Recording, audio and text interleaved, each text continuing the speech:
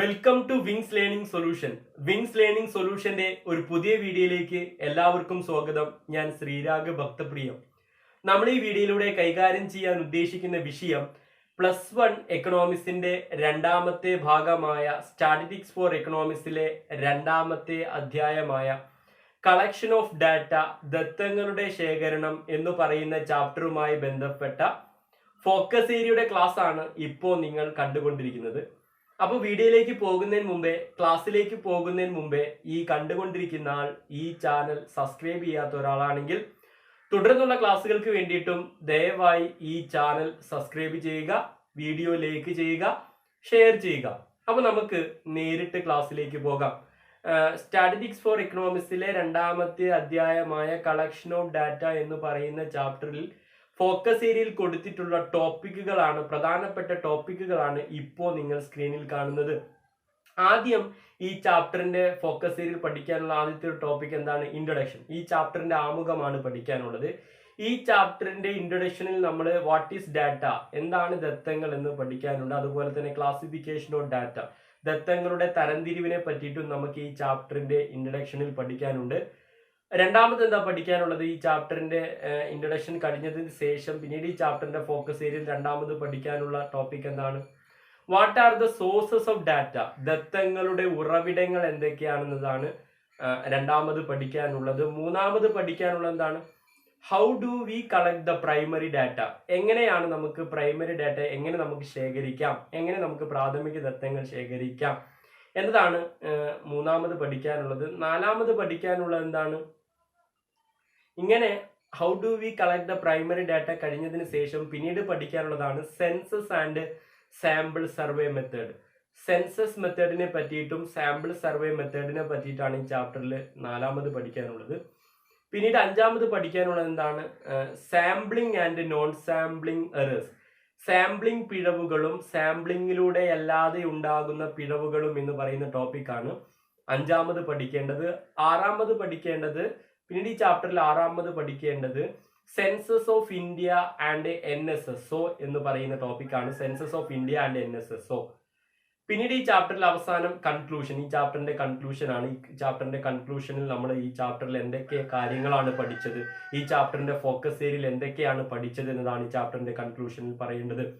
അപ്പൊ ഇങ്ങനെയുള്ള ഈ ഫോക്കസ് ഏരിയയിൽ കൊടുത്തിട്ടുള്ള ഇത്രയും പോയിന്റുകൾ, ഇത്രയും ടോപ്പിക്കുകൾ നമുക്ക് സ്റ്റെപ്പ് ബൈ സ്റ്റെപ്പ് ആയിട്ട് ഓരോന്നും നമുക്ക് ഡീറ്റെയിൽ ആയിട്ട് എക്സ്പ്ലെയിൻ ചെയ്യാം. അപ്പോ ഈ ചാപ്റ്ററിന്റെ കളക്ഷൻ ഓഫ് ഡാറ്റ എന്ന് പറയുന്ന ചാപ്റ്ററിന്റെ ഇൻട്രൊഡക്ഷൻ ആണ്, നമ്മൾ ആമുഖമാണ് ആദ്യം നോക്കാൻ പോകുന്നത്. ഈ ചാപ്റ്ററിന്റെ ഇൻട്രൊഡക്ഷനിൽ നമുക്ക് വാട്ട് ഈസ് ഡാറ്റ, എന്താണ് ദത്തങ്ങൾ എന്ന് പഠിക്കാനുണ്ട്. കഴിഞ്ഞ അധ്യായത്തിലും സ്റ്റാറ്റിസ്റ്റിക്സ് ഫോർ എക്കണോമിക്സിന്റെ ഒന്നാമത്തെ അധ്യായമായ ഇൻട്രൊഡക്ഷൻ ടു സ്റ്റാറ്റിസ്റ്റിക്സ് എന്ന് പറയുന്ന ചാപ്റ്ററിൽ നമ്മൾ വാട്ട് ഈസ് ഡാറ്റ, എന്താണ് ദത്തങ്ങൾ എന്ന് പറയുന്ന ടോപ്പിക്കിനെ പറ്റി പഠിച്ചിരുന്നു. എന്താണ് ഡാറ്റ? അപ്പൊ എന്താണ് ഡാറ്റ, വാട്ട് ഈസ് ഡാറ്റ, എന്താണ് ഡാറ്റ, എന്താണ് ദത്തം എന്ന് ഡിസ്കസ് ചെയ്യുന്നതിന് മുൻപായിട്ട് രണ്ട് ടേമുകൾ ഈ ഡാറ്റയുമായി ബന്ധപ്പെട്ട, ഡാറ്റ കളക്ഷനുമായി ബന്ധപ്പെട്ട, കളക്ഷൻ ഓഫ് ഡാറ്റയുമായി ബന്ധപ്പെട്ട രണ്ട് ടേമുകൾ ഓർത്തിരുന്നാൽ ഡാറ്റ എന്ന് പറയുന്ന ടേം നിങ്ങൾക്ക് ഈസി ആയിട്ട് മനസ്സിലാക്കാൻ സാധിക്കും. ഏതൊക്കെയാണ് ആ രണ്ട് ടേം? ഒന്ന് എന്യൂമറേറ്റർ, രണ്ട് ഇൻഫോർമൻസ്. ഒന്നാമത്തതാണ് എന്യൂമറേറ്റർ, അതിന്റെ മലയാളം അന്വേഷകൻ എന്നാണ്. രണ്ട് ഇൻഫോർമൻസ്, അതിന്റെ മലയാളം വിവരദാതാവ് എന്നാണ് ഇൻഫോർമൻസിന്റെ മലയാളം. അപ്പോൾ എന്യൂമറേറ്ററും ഇൻഫോർമൻസും, അന്വേഷകനും വിവരദാതാവും. ആരാണ് എന്യൂമറേറ്റർ അഥവാ അന്വേഷകൻ? ആരാണോ ഒരു വിഷയവുമായി ബന്ധപ്പെട്ട് വരുന്ന വിവരങ്ങൾ ശേഖരിക്കുന്നത് അവരെയാണ് നമ്മൾ എന്ത് വിളിക്കുന്നത്? എന്യൂമറേറ്റർ എന്ന് വിളിക്കുന്നത്. ആരാണോ ഒരു വിഷയവുമായി ബന്ധപ്പെട്ട വിവരങ്ങൾ ശേഖരിക്കുന്നത്, അഥവാ ആരാണോ ഒരു വിഷയവുമായി ബന്ധപ്പെട്ട വിവരങ്ങൾ ശേഖരിച്ച് ആ വിഷയവുമായി ബന്ധപ്പെട്ട കാര്യങ്ങൾ പഠിക്കുന്നത് അവരെയാണ് നമ്മൾ എന്യൂമറേറ്റർ അഥവാ അന്വേഷകൻ എന്ന് വിളിക്കുന്നത്. ഇനി ആരാണ് ഇൻഫോർമൻസ്, ആരാണ് വിവരദാതാവ് എന്ന് നമുക്ക് നോക്കാം. എന്യൂമറേറ്റർക്ക് അന്വേഷകന്റെ പഠനവുമായി ബന്ധപ്പെട്ട വിവരങ്ങൾ നൽകുന്ന ആളുകളെയാണ് നമ്മൾ ഇൻഫോർമൻസ് അഥവാ വിവരദാതാവ് എന്ന് വിളിക്കുന്നത്. അന്വേഷകന്റെ പഠനവുമായി ബന്ധപ്പെട്ട വിവരങ്ങൾ നൽകുന്ന ആളുകളെയാണ് നമ്മൾ എന്ത് വിളിക്കുന്നത്? ഇൻഫോർമൻസ് അഥവാ വിവരദാതാവ് എന്ന് വിളിക്കുന്നത്. ഈ എന്യൂമറേറ്ററെയും ഇൻഫോർമൻസിനെയും അന്വേഷകനെയും വിവരദാതാവിനെയും മനസ്സിലാക്കുന്നതിന് വേണ്ടിയിട്ട് ഒരു ഉദാഹരണം ഞാൻ പറഞ്ഞുതരാം. ഈ ഉദാഹരണം വെച്ചിട്ടായിരിക്കും പിന്നീട് ഈ ചാപ്റ്ററിലുള്ള മിക്ക പോയിന്റുകളും നമ്മൾ കൈകാര്യം ചെയ്യാൻ പോകുന്നത്. ഞാൻ ആ ഉദാഹരണം പറയാം. ഞാൻ ഓൺലൈൻ ക്ലാസ്സിന്റെ ഇഫക്റ്റീവ്നെസ്സിനെ കുറിച്ച് പഠിക്കുക എന്ന് വിചാരിച്ചോളൂ. ഞാൻ ഓൺലൈൻ ക്ലാസ് കുട്ടികൾക്ക് എത്രത്തോളം ഉപകാരപ്പെട്ടു എന്ന് പറയുന്ന വിഷയത്തിനെ പറ്റിയിട്ട് വിവരം ശേഖരിക്കാൻ പോകുകയാണെന്ന് വിചാരിച്ചോളൂ. അപ്പൊ ഞാനാണ് ഓൺലൈൻ ക്ലാസ്സുമായി ബന്ധപ്പെട്ട എൻ്റെ വിഷയമായ ഓൺലൈൻ ക്ലാസ്സിന്റെ എഫക്റ്റീവ്നെസ്, ഓൺലൈൻ ക്ലാസ് കുട്ടികൾക്ക് എത്രത്തോളം ഉപകാരപ്പെട്ടു എന്ന് പറയുന്ന വിഷയവുമായി ബന്ധപ്പെട്ട വിവരങ്ങൾ ശേഖരിക്കാൻ പോകുന്നത്, ഡാറ്റ കളക്ട് ചെയ്യാൻ പോകുന്നത്, ആ വിഷയവുമായി ബന്ധപ്പെട്ട ഡാറ്റ കളക്ട് ചെയ്തതിന് ശേഷം ആ വിഷയവുമായി ബന്ധപ്പെട്ട് പഠിക്കുന്നത് ഞാനാണ്. അപ്പൊ എന്യൂമറേറ്റർ അഥവാ അന്വേഷകൻ ആരാണ്? ഞാനാണ്. കാരണം ഞാനാണ് എൻ്റെ വിഷയമായ ഓൺലൈൻ ക്ലാസ്സിന്റെ എഫക്റ്റീവ്നെസ്സിനെ പറ്റിയിട്ട് വിവരങ്ങൾ ശേഖരിക്കുന്നത്. അപ്പൊ ഞാനാണ് എന്യൂമറേറ്റർ. ഇനി ആരായിരിക്കും എൻ്റെ ഇൻഫോർമൻസ്, വിവരദാതാവ്? എൻ്റെ വിഷയം എന്താണ്? ഓൺലൈൻ ക്ലാസ്സിന്റെ എഫക്റ്റീവ്നെസ്സിനെ പറ്റിയിട്ടാണ് ഞാൻ പഠിക്കുന്നത്. ഓൺലൈൻ ക്ലാസ് കുട്ടികൾക്ക് എത്രത്തോളം ഉപകാരപ്പെട്ടു എന്ന് പറയുന്ന വിഷയത്തിനെ പറ്റിയിട്ടാണ് ഞാൻ പഠിക്കുന്നത്. അപ്പോ എനിക്ക് വിവരം നൽകേണ്ട ആൾക്കാരാണ് എൻ്റെ വിവരദാതാവ്. ഓൺലൈൻ ക്ലാസ്സിന്റെ എഫക്റ്റീവ്നെസ്സിനെ പറ്റിയിട്ട് ഞാൻ ആരോടാണ് വിവരങ്ങൾ ശേഖരിക്കേണ്ടത്? ഞാൻ ആരുടെ കയ്യിൽ നിന്നാണ് വിവരങ്ങൾ ശേഖരിക്കേണ്ടത്? വിദ്യാർത്ഥികളുടെ കയ്യിൽ നിന്നും, സ്റ്റുഡൻസുകളുടെ കയ്യിൽ നിന്നും. അപ്പൊ വിദ്യാർത്ഥികളാണ്, സ്റ്റുഡൻസ് ആണ് എൻ്റെ ഇൻഫോർമൻസ്, വിവരദാതാവ്. അപ്പൊ വിവരദാതാവ് എന്ന് പറഞ്ഞാൽ എന്താ? അന്വേഷകന്റെ പഠനവുമായി ബന്ധപ്പെട്ട വിവരങ്ങൾ നൽകുന്ന ആൾക്കാരാണ് വിവരദാതാവ്. ഈ ഒരു ഉദാഹരണ പ്രകാരം ഞാൻ ഓൺലൈൻ ക്ലാസ്സിന്റെ എഫക്റ്റീവ്നെസ്സിനെ കുറിച്ച് പഠിക്കുമ്പോൾ ഓൺലൈൻ ക്ലാസ്സിന്റെ എഫക്റ്റീവ്നെസ്സുമായി ബന്ധപ്പെട്ട വിവരങ്ങൾ ഞാൻ ആരുടെ നിന്നാണ് ശേഖരിക്കേണ്ടത്? സ്റ്റുഡൻസിന്റെ കയ്യിൽ നിന്നാണ്, വിദ്യാർത്ഥികളുടെ കയ്യിൽ നിന്നാണ്. അപ്പൊ വിദ്യാർത്ഥികളാണ് എൻ്റെ ഇൻഫോർമൻസ്. അപ്പൊ എന്യൂമറേറ്റർ ആരാണെന്ന് നോക്കി, ഇൻഫോർമൻസ് ആരാണെന്ന് നോക്കി. ആരാണ് എന്യൂമറേറ്റർ? ആരാണോ ഒരു വിഷയവുമായി ബന്ധപ്പെട്ട് വരുന്ന ഡാറ്റ കളക്ട് ചെയ്യുന്നത്, വിവരങ്ങൾ ശേഖരിക്കുന്നത്, അവരെയാണ് നമ്മൾ എന്ത് വിളിക്കുന്നത്? എന്യൂമറേറ്റർ അഥവാ അന്വേഷകൻ എന്ന് വിളിക്കുന്നത്. ഇനി ആരാണ് ഇൻഫോർമൻസ്? ആരാണോ എന്യൂമറേറ്ററുടെ പഠനവുമായി ബന്ധപ്പെട്ട വിവരങ്ങൾ നൽകുന്നത്, എന്യൂമറേറ്റർക്ക് വിവരങ്ങൾ നൽകുന്ന ആൾക്കാരെയാണ് നമ്മൾ എന്ത് വിളിക്കുക? ഇൻഫോർമൻസ് അഥവാ വിവരദാതാവ് എന്ന് വിളിക്കുന്നത്. അപ്പൊ ഇനി നമുക്ക് എന്താണ്, ഇങ്ങനെ എന്യൂമറേറ്ററും അതുപോലെ തന്നെ ഇൻഫോർമൻസിനെ പറ്റിയിട്ടും ഒരു ധാരണ ഇപ്പോൾ ഉണ്ടായിട്ടുണ്ടാവും എന്ന് വിചാരിക്കുന്നു. ഇനി നമ്മൾ ഈ സ്റ്റാറ്റിസ്റ്റിക്സിൽ ഇനി ഡിസ്കസ് ചെയ്യാൻ പോകുന്ന പല ടേമുകളിലും നമ്മുടെ എന്യൂമറേറ്റർ എന്ന് പറയുന്ന പദവും, അന്വേഷകൻ എന്ന് പറയുന്ന പദവും, ഇൻഫോർമൻസ്, വിവരദാതാവ് എന്ന് പറയുന്ന പദവും ഉപയോഗിക്കേണ്ടതായിട്ടുണ്ട്. അതുകൊണ്ടാണ് ഞാൻ ഈ ചാപ്റ്ററിന്റെ തുടക്കത്തിൽ തന്നെ ഇൻഫോർമൻസിനെ പറ്റിയിട്ടും എന്യൂമറേറ്ററെ പറ്റിയിട്ടും നിങ്ങൾക്കൊരു ധാരണ ഉണ്ടാക്കാനായിട്ട് ഞാൻ ശ്രമിച്ചത്. ഇനി നമുക്ക് എന്താണ് ഡാറ്റ നോക്കാം. ഈ ചാപ്റ്ററിന്റെ ഇൻട്രൊഡക്ഷനിൽ നമ്മൾ പഠിക്കേണ്ടതാണ് ഡാറ്റ. എന്താണ്? What is data? എന്താണ് ഡാറ്റ? അന്വേഷകൻ വിവരദാതാവിന്റെ കയ്യിൽ നിന്നും ശേഖരിക്കപ്പെടുന്ന വിവരങ്ങളെയാണ് നമ്മൾ ഡാറ്റ എന്ന് വിളിക്കുക. അന്വേഷകൻ തന്റെ അന്വേഷണവുമായി ബന്ധപ്പെട്ട ഇൻഫോർമൻസിന്റെ കയ്യിൽ നിന്നും ശേഖരിക്കപ്പെടുന്ന വിവരങ്ങളെയാണ്, വിവരദാതാവിന്റെ കയ്യിൽ നിന്നും ശേഖരിക്കപ്പെടുന്ന വിവരങ്ങളെയാണ് നമ്മൾ ഡാറ്റ എന്ന് വിളിക്കുന്നത്. അഥവാ ഡാറ്റയുടെ മലയാളമാണ് ദത്തങ്ങൾ. അല്ലെങ്കിൽ നമുക്ക് ഡാറ്റയെ ചുരുക്കി ഇങ്ങനെയും പറയാം. സിമ്പിൾ ആയിട്ട് നമുക്ക് ഡാറ്റ എന്താണെന്ന് ചോദിച്ചാൽ സിമ്പിൾ ആയിട്ട് നമുക്ക് ഇങ്ങനെ പറയാം, വിവരങ്ങൾ. ഒരു വിഷയവുമായി ബന്ധപ്പെട്ട വിവരങ്ങളെയാണ് നമ്മൾ ഡാറ്റ അഥവാ ദത്തങ്ങൾ എന്ന് വിളിക്കുന്നത്. അപ്പോൾ ഞാൻ ഈ നേരത്തെ പറഞ്ഞ ഉദാഹരണത്തിൽ ഓൺലൈൻ ക്ലാസ്സിന്റെ എഫക്റ്റീവ്നെസ്സിനെ കുറിച്ച് ഞാൻ പഠിക്കുമ്പോൾ, ഓൺലൈൻ ക്ലാസ് കുട്ടികൾക്ക് എത്രത്തോളം ഉപകാരപ്പെട്ടു എന്നതിനെ പറ്റി ഞാൻ പഠിക്കുമ്പോൾ, ഓൺലൈൻ ക്ലാസ് കുട്ടികൾക്ക് എത്രത്തോളം ഉപകാരപ്പെട്ടു എന്നതുമായി ഞാൻ വിദ്യാർത്ഥികളിൽ നിന്നും ശേഖരിച്ച വിവരങ്ങളാണ് എൻ്റെ ഡാറ്റ, എൻ്റെ ദത്തം. അപ്പൊ ഡാറ്റ എന്ന് പറഞ്ഞാൽ എന്താ? അന്വേഷകൻ വിവരദാതാവിന്റെ കയ്യിൽ നിന്നും ശേഖരിക്കപ്പെടുന്ന വിവരങ്ങളെയാണ്, എന്യൂമറേറ്റർ ഇൻഫോർമൻസിന്റെ കയ്യിൽ നിന്നും ശേഖരിക്കപ്പെടുന്ന വിവരങ്ങളെയാണ് നമ്മൾ ഇത് വിളിക്കുന്നത് ഡാറ്റ അഥവാ ദത്തങ്ങൾ എന്ന് വിളിക്കുന്നത്. നമ്മൾ കഴിഞ്ഞ അധ്യായത്തിലും പഠിച്ചിരുന്നു ഡാറ്റയെ രണ്ടായിട്ട് ക്ലാസിഫൈ ചെയ്യുന്നതിനെ പറ്റിയിട്ട്. നമ്മൾ കഴിഞ്ഞ അധ്യായത്തിൽ ഡിസ്കസ് ചെയ്തൊരു ടോപ്പിക്കാണ് quantitative data and qualitative data. Quantitative ഡാറ്റയുടെ മലയാളമാണ് പരിണാത്മക ദത്തങ്ങൾ, ക്വാളിറ്റേറ്റീവ് ഡാറ്റയുടെ മലയാളമാണ് ഗുണനാത്മക ദത്തങ്ങൾ. എന്താണ് ക്വാണ്ടിറ്റേറ്റീവ് ഡാറ്റ അഥവാ പരിണാത്മക ദത്തങ്ങൾ എന്ന് പറഞ്ഞാൽ? Quantitative data are those data which can be measured or quantitative data are those data which can be expressed in terms of numerical digit. Quantitative data അഥവാ പരിണാത്മക ദത്തങ്ങൾ എന്ന് പറഞ്ഞാൽ എന്താ? അളക്കാൻ കഴിയുന്ന, സംഖ്യാരൂപത്തിൽ പ്രകടിപ്പിക്കാൻ കഴിയുന്ന, സംഖ്യാരൂപത്തിൽ അവതരിപ്പിക്കാൻ കഴിയുന്ന വിവരങ്ങളെയാണ് നമ്മൾ എന്ത് വിളിക്കുന്നത്? ക്വാണ്ടിറ്റേറ്റീവ് ഡാറ്റ അഥവാ പരിണാത്മക ദത്തങ്ങൾ എന്ന് വിളിക്കുന്നത്. അളക്കാൻ കഴിയുന്ന, സംഖ്യാരൂപത്തിൽ പ്രകടിപ്പിക്കാൻ കഴിയുന്ന, അവതരിപ്പിക്കാൻ കഴിയുന്ന വിവരങ്ങളെയാണ്, ഡാറ്റയെയാണ് നമ്മൾ എന്ത് വിളിക്കുന്നത്? ക്വാണ്ടിറ്റേറ്റീവ് ഡാറ്റ എന്ന് വിളിക്കുന്നത്. ക്വാണ്ടിറ്റേറ്റീവ് ഡാറ്റയ്ക്ക് എക്സാമ്പിൾ ഏതൊക്കെയാണ്? ഹൈറ്റ്, വെയിറ്റ്, മാർക്ക്, ഇൻകം, ഇതൊക്കെ എന്തിനു ഉദാഹരണമാണ്? ക്വാണ്ടിറ്റേറ്റീവ് ഡാറ്റയ്ക്ക് അഥവാ പരിണാത്മക ദത്തങ്ങൾക്ക് ഉദാഹരണമാണ്. ഇതിന്റെയൊക്കെ പ്രത്യേകത എന്താ? ഇതൊക്കെ നമുക്ക് സംഖ്യാരൂപത്തിൽ അവതരിപ്പിക്കാൻ കഴിയും എന്നതാണ് ഇതിന്റെയൊക്കെ ഞാനിപ്പോൾ പറഞ്ഞ ഈ ഉദാഹരണത്തിന്റെയൊക്കെ പ്രത്യേകത.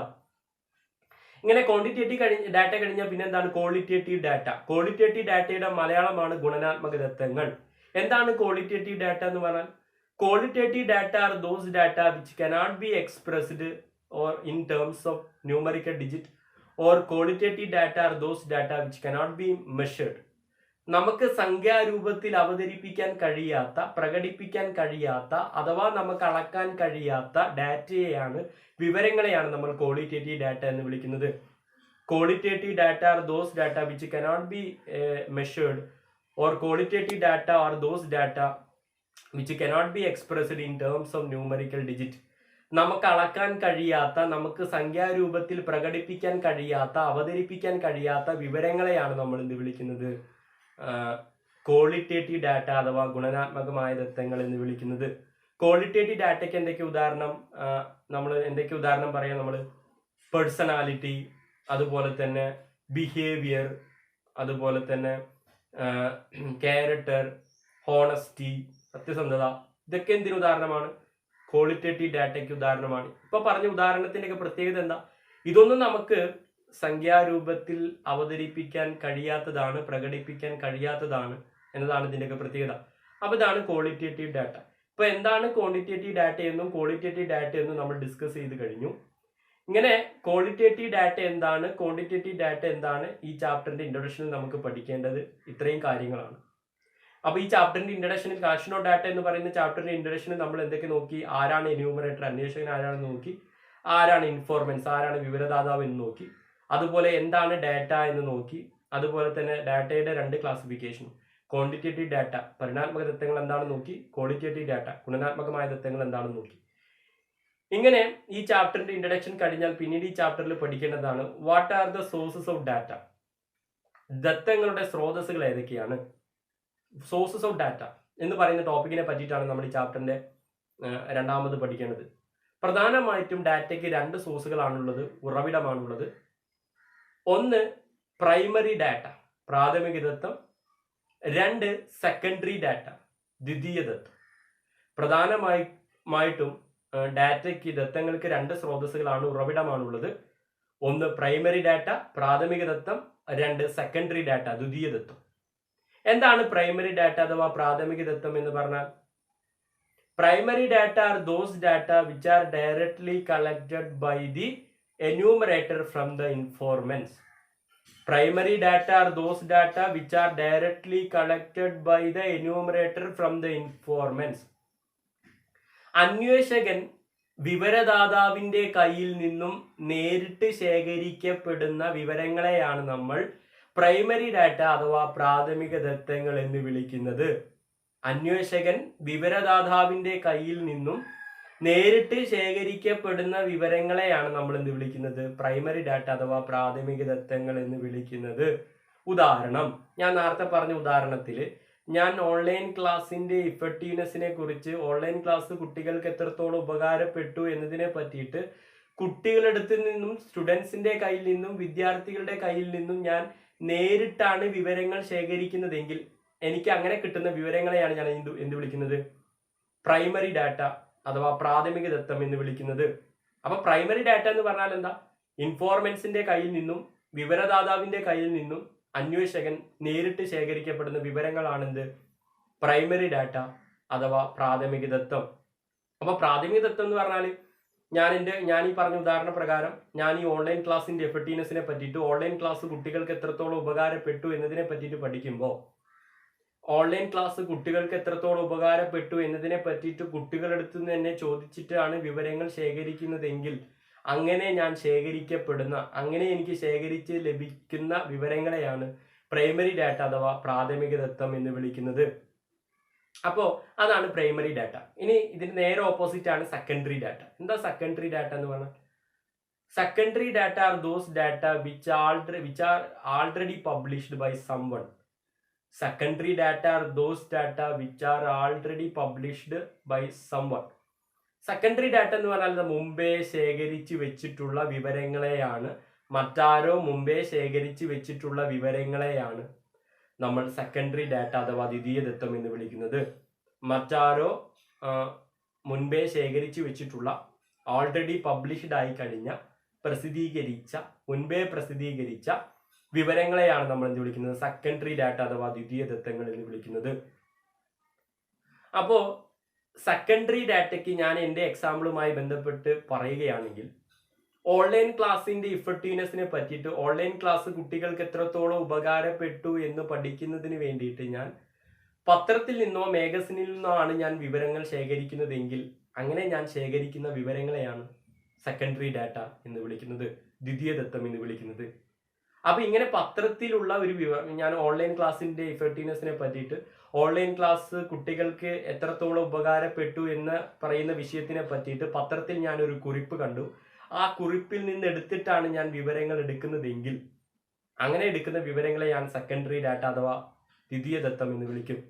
അപ്പൊ ദ്വിതീയ ദത്തം എന്ന് പറഞ്ഞാൽ എന്താ? അത് ഓൾറെഡി പബ്ലിഷ്ഡ് ആയി കഴിഞ്ഞ, മുൻപേ പബ്ലിഷ്ഡ് ആയി കഴിഞ്ഞ, പ്രസിദ്ധീകരിച്ച വിവരമാണ്. മറ്റാരോ ശേഖരിച്ചു വെച്ചിട്ട് പബ്ലിഷ് ചെയ്തു വെച്ചിട്ടുള്ള വിവരമാണിത് സെക്കൻഡറി ഡാറ്റ അഥവാ ദ്വിതീയ ദത്തം.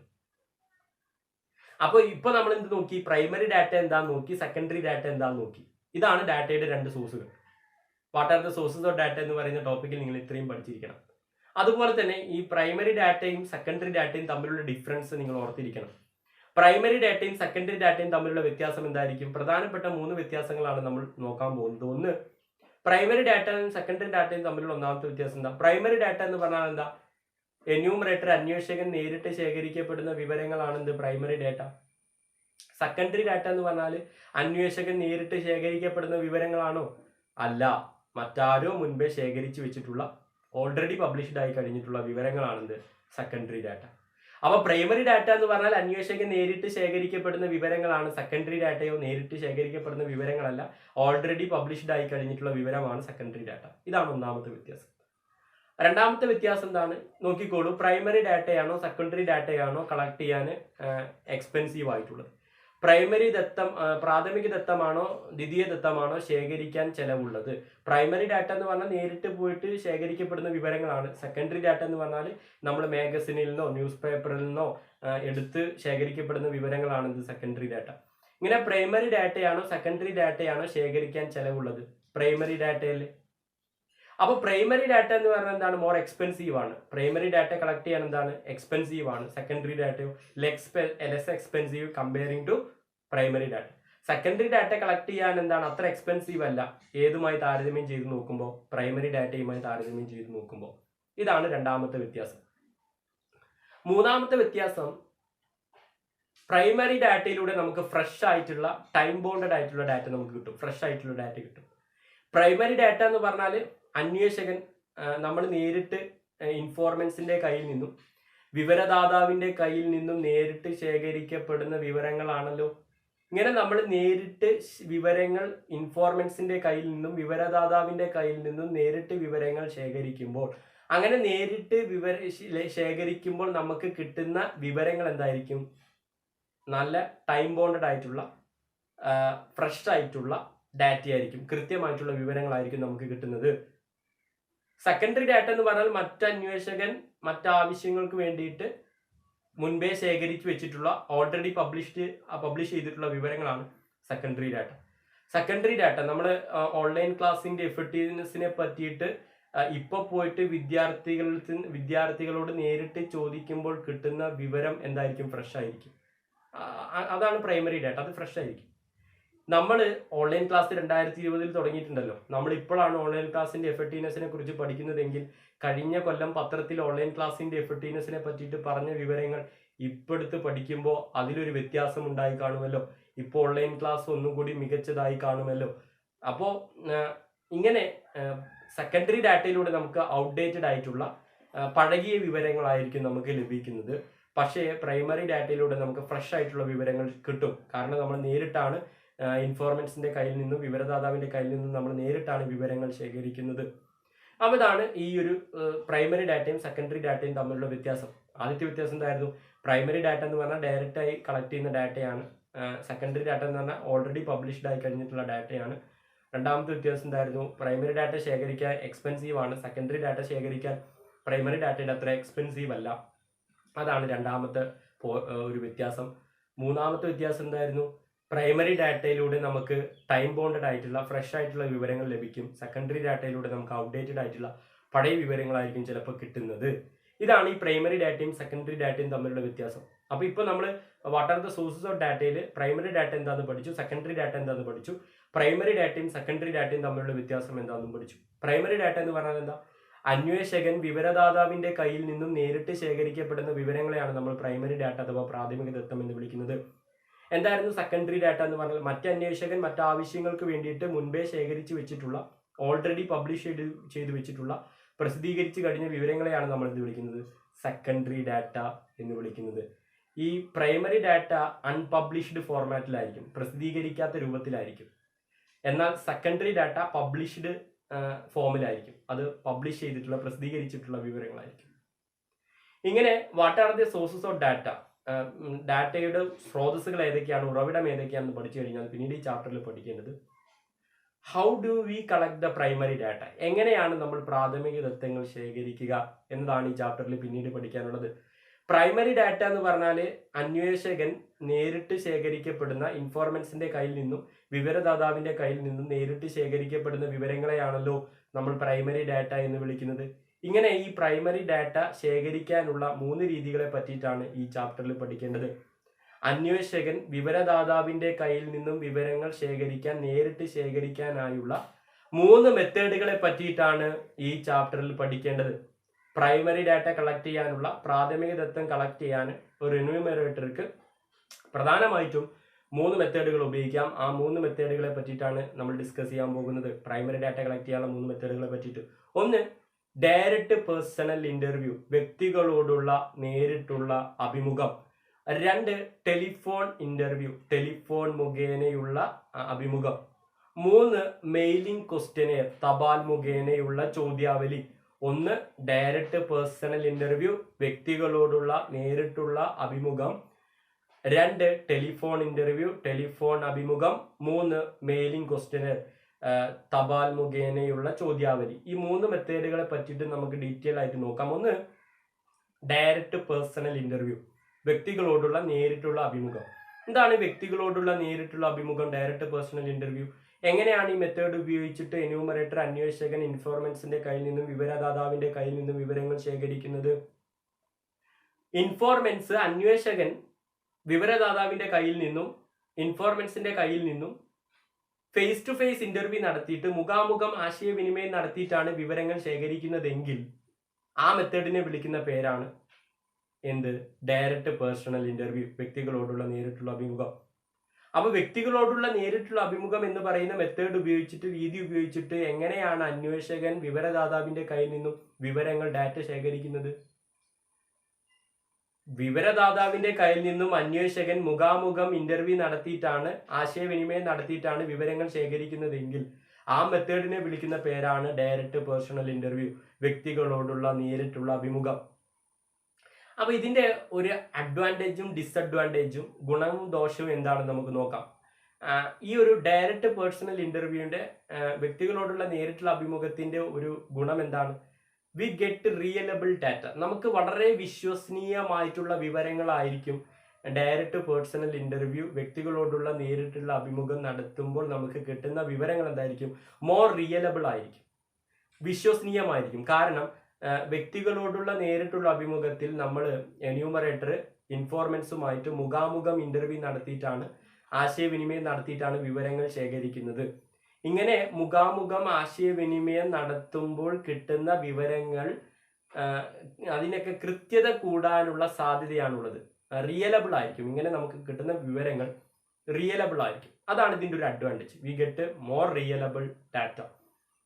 ഈ ഒരു ഡയറക്റ്റ് പേഴ്സണൽ ഇന്റർവ്യൂ, വ്യക്തികളോടുള്ള നേരിട്ടുള്ള അഭിമുഖം നടത്തുമ്പോൾ നമുക്ക് എന്തായിരിക്കും? വളരെ കൃത്യതയുള്ള ഡാറ്റ കിട്ടും എന്നതാണ് ഇതിൻ്റെ ഒരു ഗുണം.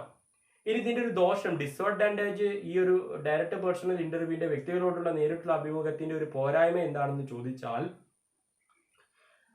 അതിന്റെ ഒരു പോരായ്മ എന്താണ്?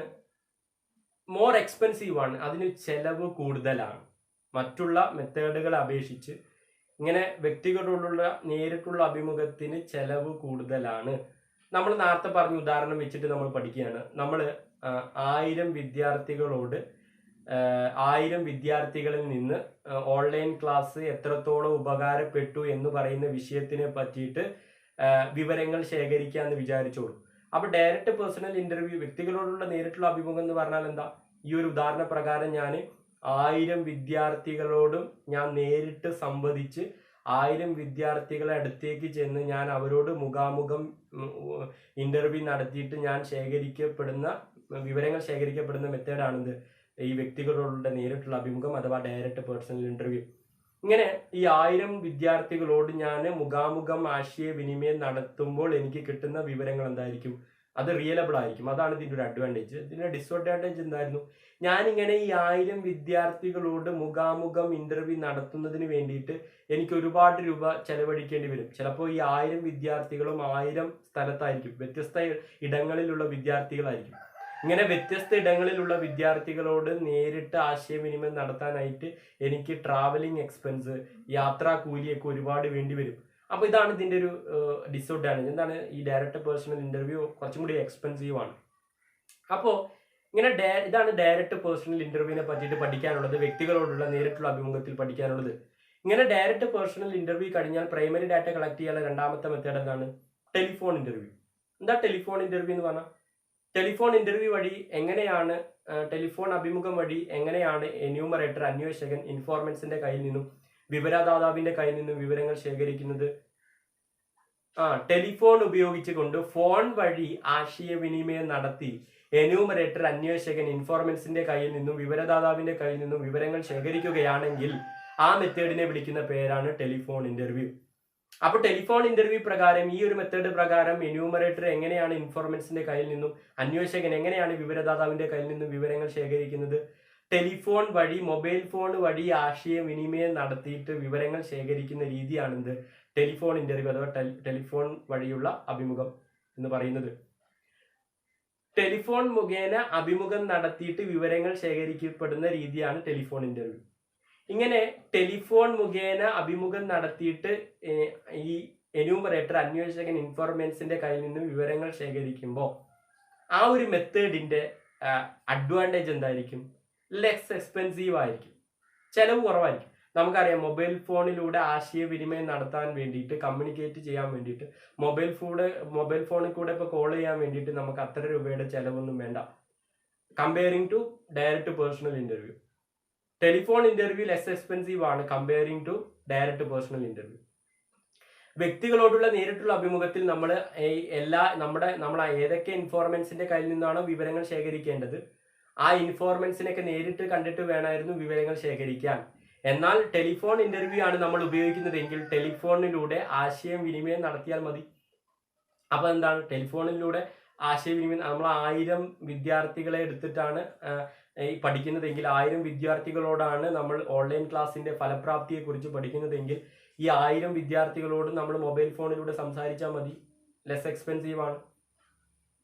അപ്പോ ഇതാണ് ഇതിന്റെ ഒരു അഡ്വാൻറ്റേജ്, ലെസ് എക്സ്പെൻസീവ് ആണ് ടെലിഫോൺ ഇന്റർവ്യൂവിന്റെ അഡ്വാൻറ്റേജ്. ഇതിന്റെ ഡിസ്അഡ്വാൻറ്റേജ് എന്ന് വെച്ചാൽ, ഇതിന്റെ പോരായ്മ എന്തെന്ന് വെച്ചാൽ, നമുക്ക് ഈ ഒരു ഇൻഫോർമൻസിന്റെ റിയാക്ഷൻസ് ഒന്നും കാണാൻ കഴിയില്ല.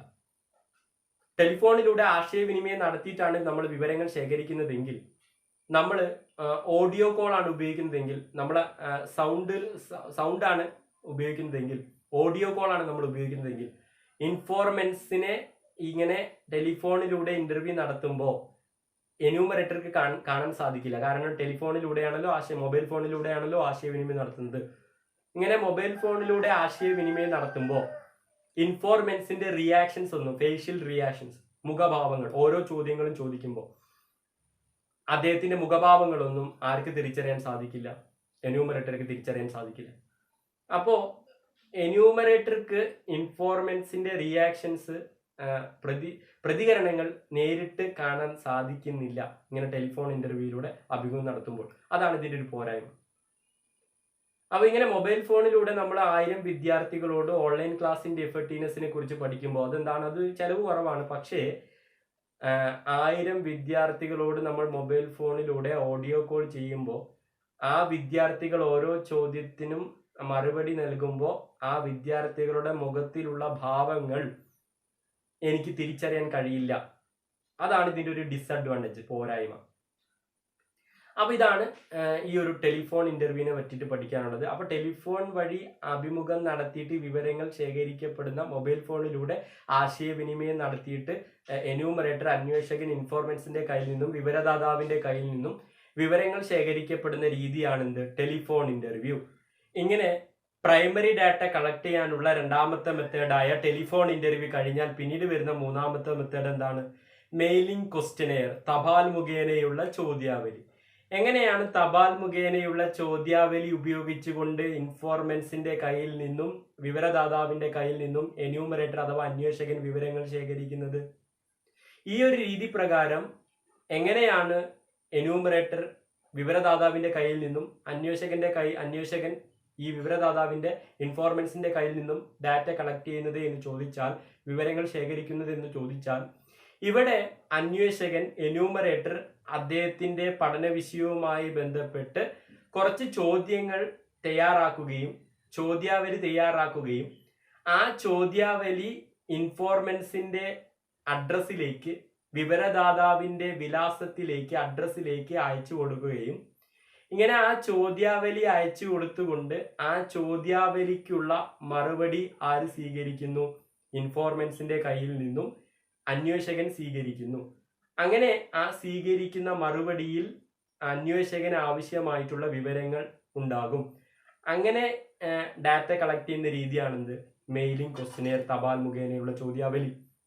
അപ്പോ തപാൽ മുഖേനയുള്ള ചോദ്യാവലിയിൽ എങ്ങനെയാണ് ഇൻഫോർമൻസിന്റെ കയ്യിൽ നിന്നും വിവരദാതാവിന്റെ കയ്യിൽ നിന്നും അന്വേഷകൻ, എന്യൂമറേറ്റർ വിവരങ്ങൾ ശേഖരിക്കുന്നത്? തപാൽ മുഖേന വിവരദാതാവിന് ചോദ്യാവലി അയച്ചു കൊടുത്തിട്ടാണ് ഈ ഒരു മെത്തേഡ് പ്രകാരം അന്വേഷകൻ, എന്യൂമറേറ്റർ വിവരങ്ങൾ ശേഖരിക്കുന്നത്. ഇങ്ങനെ തപാൽ മുഖേന അന്വേഷകന്റെ പഠന വിഷയവുമായി ബന്ധപ്പെട്ട ചോദ്യാവലി അന്വേഷകൻ തയ്യാറാക്കുകയും ഇങ്ങനെ ആ ചോദ്യാവലി ഇൻഫോർമൻസിന്റെ അഡ്രസ്സിലേക്ക് അയച്ചു കൊടുക്കുകയും ആ ചോദ്യാവലികൾക്കുള്ള മറുപടി തിരിച്ചയക്കണം എന്ന് പറഞ്ഞിട്ട് ആ ചോദ്യാവലിക്ക് തൊട്ട് താഴെയായിട്ട് എഴുതുകയും ആ ചോദ്യാവലികൾക്കുള്ള മറുപടി ഇൻഫോർമൻസിന്റെ കയ്യിൽ നിന്നും അന്വേഷകൻ, നമ്മുടെ എന്യൂമറേറ്റർ സ്വീകരിക്കുന്നതും വഴിയുമാണ് ഈ ഒരു മെത്തേഡ് പ്രകാരം എന്യൂമറേറ്റർ, അന്വേഷകൻ ഇൻഫോർമൻസിന്റെ കയ്യിൽ നിന്നും വിവരദാതാവിന്റെ കയ്യിൽ നിന്നും ഡാറ്റ കളക്ട് ചെയ്യുന്നത്. ഇങ്ങനെ തപാൽ മുഖേന ചോദ്യാവലി അയച്ചു കൊടുത്തിട്ട് വിവരങ്ങൾ ശേഖരിക്കുമ്പോൾ അതിനും അഡ്വാൻറ്റേജ് ഉണ്ട്, ഗുണമുണ്ട്, ഡിസഡ്വാൻറ്റേജ് ഉണ്ട്, ദോഷമുണ്ട്. അതിന്റെ അഡ്വാൻറ്റേജ് എന്താണ്, ഗുണം എന്താണ്? ലെസ് എക്സ്പെൻസീവ് ആണ്, അത് നമുക്ക് പറയാം. ചെലവ് കുറവാണ് comparing to direct personal interview. വ്യക്തികളോടുള്ള നേരിട്ടുള്ള അഭിമുഖത്തിനൊക്കെ താരതമ്യം ചെയ്ത് നോക്കുമ്പോൾ തപാൽ മുഖേന ചോദ്യാവലികൾ അയച്ചു കൊടുത്തിട്ട് നമ്മൾ വിവരം ശേഖരിക്കാൻ ചെലവ് കുറവാണ്. കാരണം പോസ്റ്റൽ ഓഫീസ് വഴി ക്വസ്റ്റ്യനെയറൊക്കെ അയച്ചു കൊടുക്കാൻ അത്ര ചെലവൊന്നുമില്ല. നമ്മൾ നേരിട്ട് ഇൻഫോർമൻസിന്റെ കയ്യിൽ നിന്നും വിവരദാതാവിന്റെ കയ്യിൽ നിന്നും വിവരങ്ങൾ ശേഖരിക്കുന്നതിനേക്കാളും എത്രയോ ചെലവ് കുറവാണ് തപാൽ മുഖേന ചോദ്യാവലി അയച്ചു കൊടുത്തിട്ട് വിവരങ്ങൾ ശേഖരിക്കാൻ. അപ്പോൾ ലെസ് എക്സ്പെൻസീവ് ആണ് ഇതിന്റെ ഒന്നാമത്തെ അഡ്വാൻറ്റേജ്. രണ്ടാമത്തെ അഡ്വാൻറ്റേജ് എന്താണ്? ഇങ്ങനെ അഡ്വാൻറ്റേജ് പഠിച്ചതിന് ശേഷം ഡിസഡ്വാൻറ്റേജ് കൂടി നമ്മൾ അറിഞ്ഞിരിക്കണം. അപ്പോൾ ഇതിന്റെ ഡിസഡ്വാൻറ്റേജ് എന്താണ്, ഇതിന്റെ പോരായ്മ എന്താണ്? നോൺ റെസ്പോൺസീവ്നെസ്, അതാണ് ഇതിന്റെ ഡിസഡ്വാൻറ്റേജ്, പോരായ്മ, നോൺ റെസ്പോൺസീവ്നെസ്. നമ്മളിങ്ങനെ വിവരദാതാവിന് തപാൽ മുഖേന ചോദ്യാവലി അയച്ചു കൊടുക്കുമ്പോൾ ആ ചോദ്യാവലികൾക്കുള്ള മറുപടി ചിലപ്പോ ഇൻഫോർമൻസ് വിവരദാതാവ് തിരിച്ചു തരണമെന്നില്ല. നമ്മുടെ വിവരദാതാവ് വിദ്യാഭ്യാസം ഇല്ലാത്ത ഒരാളാണെങ്കിൽ അദ്ദേഹത്തിന് ചോദ്യാവലിയൊന്നും ഈ ചോദ്യാവലികൾക്കുള്ള മറുപടിയൊന്നും ചിലപ്പോൾ രേഖപ്പെടുത്താൻ കഴിയണമെന്നില്ല. അപ്പൊ നോൺ റെസ്പോൺസീവ്നെസ്, പ്രതികരണമില്ലായ്മയാണ്. വിവരദാതാവിന്റെ പ്രതികരണമില്ലായ്മ ഈ ഒരു മെത്തേഡിൽ കൂടുതലായിരിക്കും. അപ്പൊ ഇതാണ് ഇതിന്റെ ഒരു ഡിസഡ്വാൻറ്റേജ്, ഇതിന്റെ ഒരു പോരായ്മ. അപ്പോൾ മെയിലിംഗ് ക്വസ്റ്റ്യനെയർ എന്ന് പറഞ്ഞാൽ എന്താ? തപാൽ മുഖേന ചോദ്യാവലി അയച്ചു കൊടുത്തിട്ട് അന്വേഷകൻ വിവരദാതാവിന്റെ കയ്യിൽ നിന്നും വിവരങ്ങൾ ശേഖരിക്കപ്പെടുന്ന രീതിയാണ് എന്ത്? മെയിലിംഗ് ക്വസ്റ്റ്യനെയർ അഥവാ തപാൽ മുഖേനയുള്ള ചോദ്യാവലി. തപാൽ മുഖേനയുള്ള ചോദ്യാവലിയുടെ അഡ്വാൻറ്റേജ് എന്താണ്? ലെസ് എക്സ്പെൻസീവ് ആണ്, less expensive comparing to direct personal interview, വ്യക്തികളോടുള്ള നേരിട്ടുള്ള അഭിമുഖം എന്ന് പറയുന്ന മെത്തേഡിനെയൊക്കെ താരതമ്യം ചെയ്ത് നോക്കുമ്പോൾ ഈ ഒരു മെയിലിംഗ് ക്വസ്റ്റ്യൻ എന്ന് പറയുന്ന ഡാറ്റ കളക്ട് ചെയ്യാനുള്ള, പ്രൈമറി ഡാറ്റ കളക്ട് ചെയ്യാനുള്ള ഈ മെത്തേഡ് ചെലവ് കുറവാണ്. ഇതിന്റെ ഡിസഡ്വാൻറ്റേജ് എന്തായിരുന്നു? നോൺ റെസ്പോൺസീവ്നെസ് എന്നായിരുന്നു ഇതിന്റെ ഡിസഡ്വാൻറ്റേജ്. പ്രതികരണമില്ലായ്മ. ചില വിവരദാതാവ് ഈ ചോദ്യാവലികൾക്ക് മറുപടി തരണമെന്നില്ല. അപ്പോൾ ഇതാണ് ഇതിന്റെ ഡിസഡ്വാൻറ്റേജ്. അപ്പോൾ പ്രൈമറി ഡാറ്റ കളക്ട് ചെയ്യാനുള്ള 3 മെത്തേഡുകൾ നമ്മൾ നോക്കി. 1 ഡയറക്റ്റ് പേഴ്സണൽ ഇന്റർവ്യൂ, വ്യക്തികളോടുള്ള നേരിട്ടുള്ള അഭിമുഖം. 2 ടെലിഫോൺ ഇന്റർവ്യൂ, ടെലിഫോൺ വഴിയുള്ള അഭിമുഖം.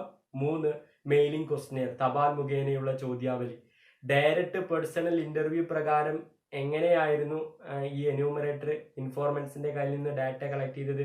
ഫേസ് ടു ഫേസ് ഇന്റർവ്യൂ നടത്തിയിട്ട്, മുഖാമുഖം ആശയവിനിമയം നടത്തിയിട്ടായിരുന്നു വിവരങ്ങൾ ശേഖരിച്ചിരുന്നത്. ടെലിഫോൺ ഇന്റർവ്യൂ എന്തായിരുന്നു? ടെലിഫോണിലൂടെ ആശയവിനിമയം നടത്തിയിട്ട് ഈ ഇൻഫോർമൻസിന്റെ കയ്യിൽ നിന്നും എന്യൂമറേറ്റർ വിവരങ്ങൾ ശേഖരിക്കപ്പെടുന്ന രീതിയായിരുന്നു എന്ത്? Telephone interview. പിന്നീട് വരുന്നത് മെയിലിംഗ് ക്വസ്റ്റ്യൻ, തപാൽ മുഖേന ചോദ്യാവലി അയച്ചു കൊടുത്തിട്ട് വിവരങ്ങൾ ശേഖരിക്കപ്പെടുന്ന രീതിയാണ് മെയിലിംഗ് ക്വസ്റ്റ്യൻ. ഈ 3 രീതിയും അതിന്റെ ഓരോ അഡ്വാൻറ്റേജും ഡിസഡ്വാൻറ്റേജും നോക്കി. അപ്പൊ ഇത്രയും കാര്യങ്ങളാണ് നിങ്ങൾ എന്തിൽ പഠിക്കേണ്ടത്, ഏത് ടോപ്പിക്കിൽ പഠിക്കേണ്ടത്? How do we collect the primary data, എങ്ങനെ നമ്മൾ പ്രാഥമിക ദത്തം പ്രൈമറി ഡാറ്റ ശേഖരിക്കും എന്ന് പറയുന്ന ടോപ്പിക്കിൽ ഇത്രയും കാര്യങ്ങൾ നിങ്ങൾ ഓർത്തി വെക്കുക. പിന്നീട് ഈ ചാപ്റ്ററിന്റെ ഫോക്കസ് ഏരിയയിൽ പഠിക്കാനുള്ള മറ്റൊരു ടോപ്പിക്കാണ് census survey and sample survey method. Census survey and sample survey method. Census സർവേയെ കുറിച്ചിട്ടും സാമ്പിൾ സർവേ മെത്തേഡിനെ പറ്റിയിട്ടുമാണ് പിന്നീട് പഠിക്കാനുള്ളത്. ഈ സെൻസസ് സർവേയും സാമ്പിൾ സർവേയും ഡാറ്റ കളക്ട് ചെയ്യാനായിട്ട്, വിവരങ്ങൾ ശേഖരിക്കാനായിട്ട് ഉപയോഗിക്കുന്ന 2 മെത്തേഡുകൾ തന്നെയാണ് സെൻസസ് സർവേ മെത്തേഡും സാമ്പിൾ സർവേ മെത്തേഡും. അപ്പോൾ സെൻസസ് സർവേ മെത്തേഡ് എന്താണ്, സാമ്പിൾ സർവേ മെത്തേഡ് എന്താണ്, ഞാൻ ഡിസ്കസ് ചെയ്യുന്നതിന് മുന്നോടിയായിട്ട് കുറച്ച് ടേമുകളെ പറ്റിയിട്ട് നിങ്ങൾക്കൊരു ധാരണ ഉണ്ടായിരിക്കണം. ആ ടേമുകളാണ് നമ്മൾ ആദ്യം കൈകാര്യം ചെയ്യാൻ പോകുന്നത്. ഒന്നാമത് നിങ്ങൾ അറിഞ്ഞിരിക്കേണ്ട ഒരു ടേമാണ് യൂണിറ്റ്. എന്താണ് യൂണിറ്റ്? യൂണിറ്റ് എന്ന് പറഞ്ഞാൽ എന്താ? നമ്മുടെ അന്വേഷണ മണ്ഡലത്തിലെ ഓരോ വ്യക്തികളെയുമാണ് നമ്മൾ യൂണിറ്റ് എന്ന് പറയുന്നത്. നമ്മൾ അന്വേഷണ മണ്ഡലത്തിലെ അന്വേഷകന്റെ അന്വേഷണ മണ്ഡലത്തിലെ ഓരോ യൂണിറ്റുകളെയും ഓരോ വ്യക്തികളെയുമാണ് നമ്മൾ യൂണിറ്റ് എന്ന് അറിയപ്പെടുന്നത്. അന്വേഷകന്റെ അന്വേഷണ മണ്ഡലത്തിലെ ഓരോ വ്യക്തികളെയും നമ്മൾ യൂണിറ്റുകൾ എന്നറിയപ്പെടുന്നു. ഞാൻ നേരത്തെ തുടക്കത്തിൽ പറഞ്ഞ ഉദാഹരണത്തിൽ നമ്മൾ ഓൺലൈൻ ക്ലാസിന്റെ ഫലപ്രാപ്തിയെ കുറിച്ച്, ഇഫക്റ്റീവ്നെസ്സിനെ കുറിച്ച് പഠിക്കുമ്പോൾ 1000 വിദ്യാർത്ഥികളാണ് എടുക്കുന്നത് എന്ന് വിചാരിച്ചോളൂ. അപ്പൊ എന്റെ അന്വേഷണ മണ്ഡലം എന്ന് പറയുന്നത് വിദ്യാർത്ഥികളാണ്. ഈ അന്വേഷണ മണ്ഡലത്തിൽ 1000 വിദ്യാർത്ഥികളുണ്ട്.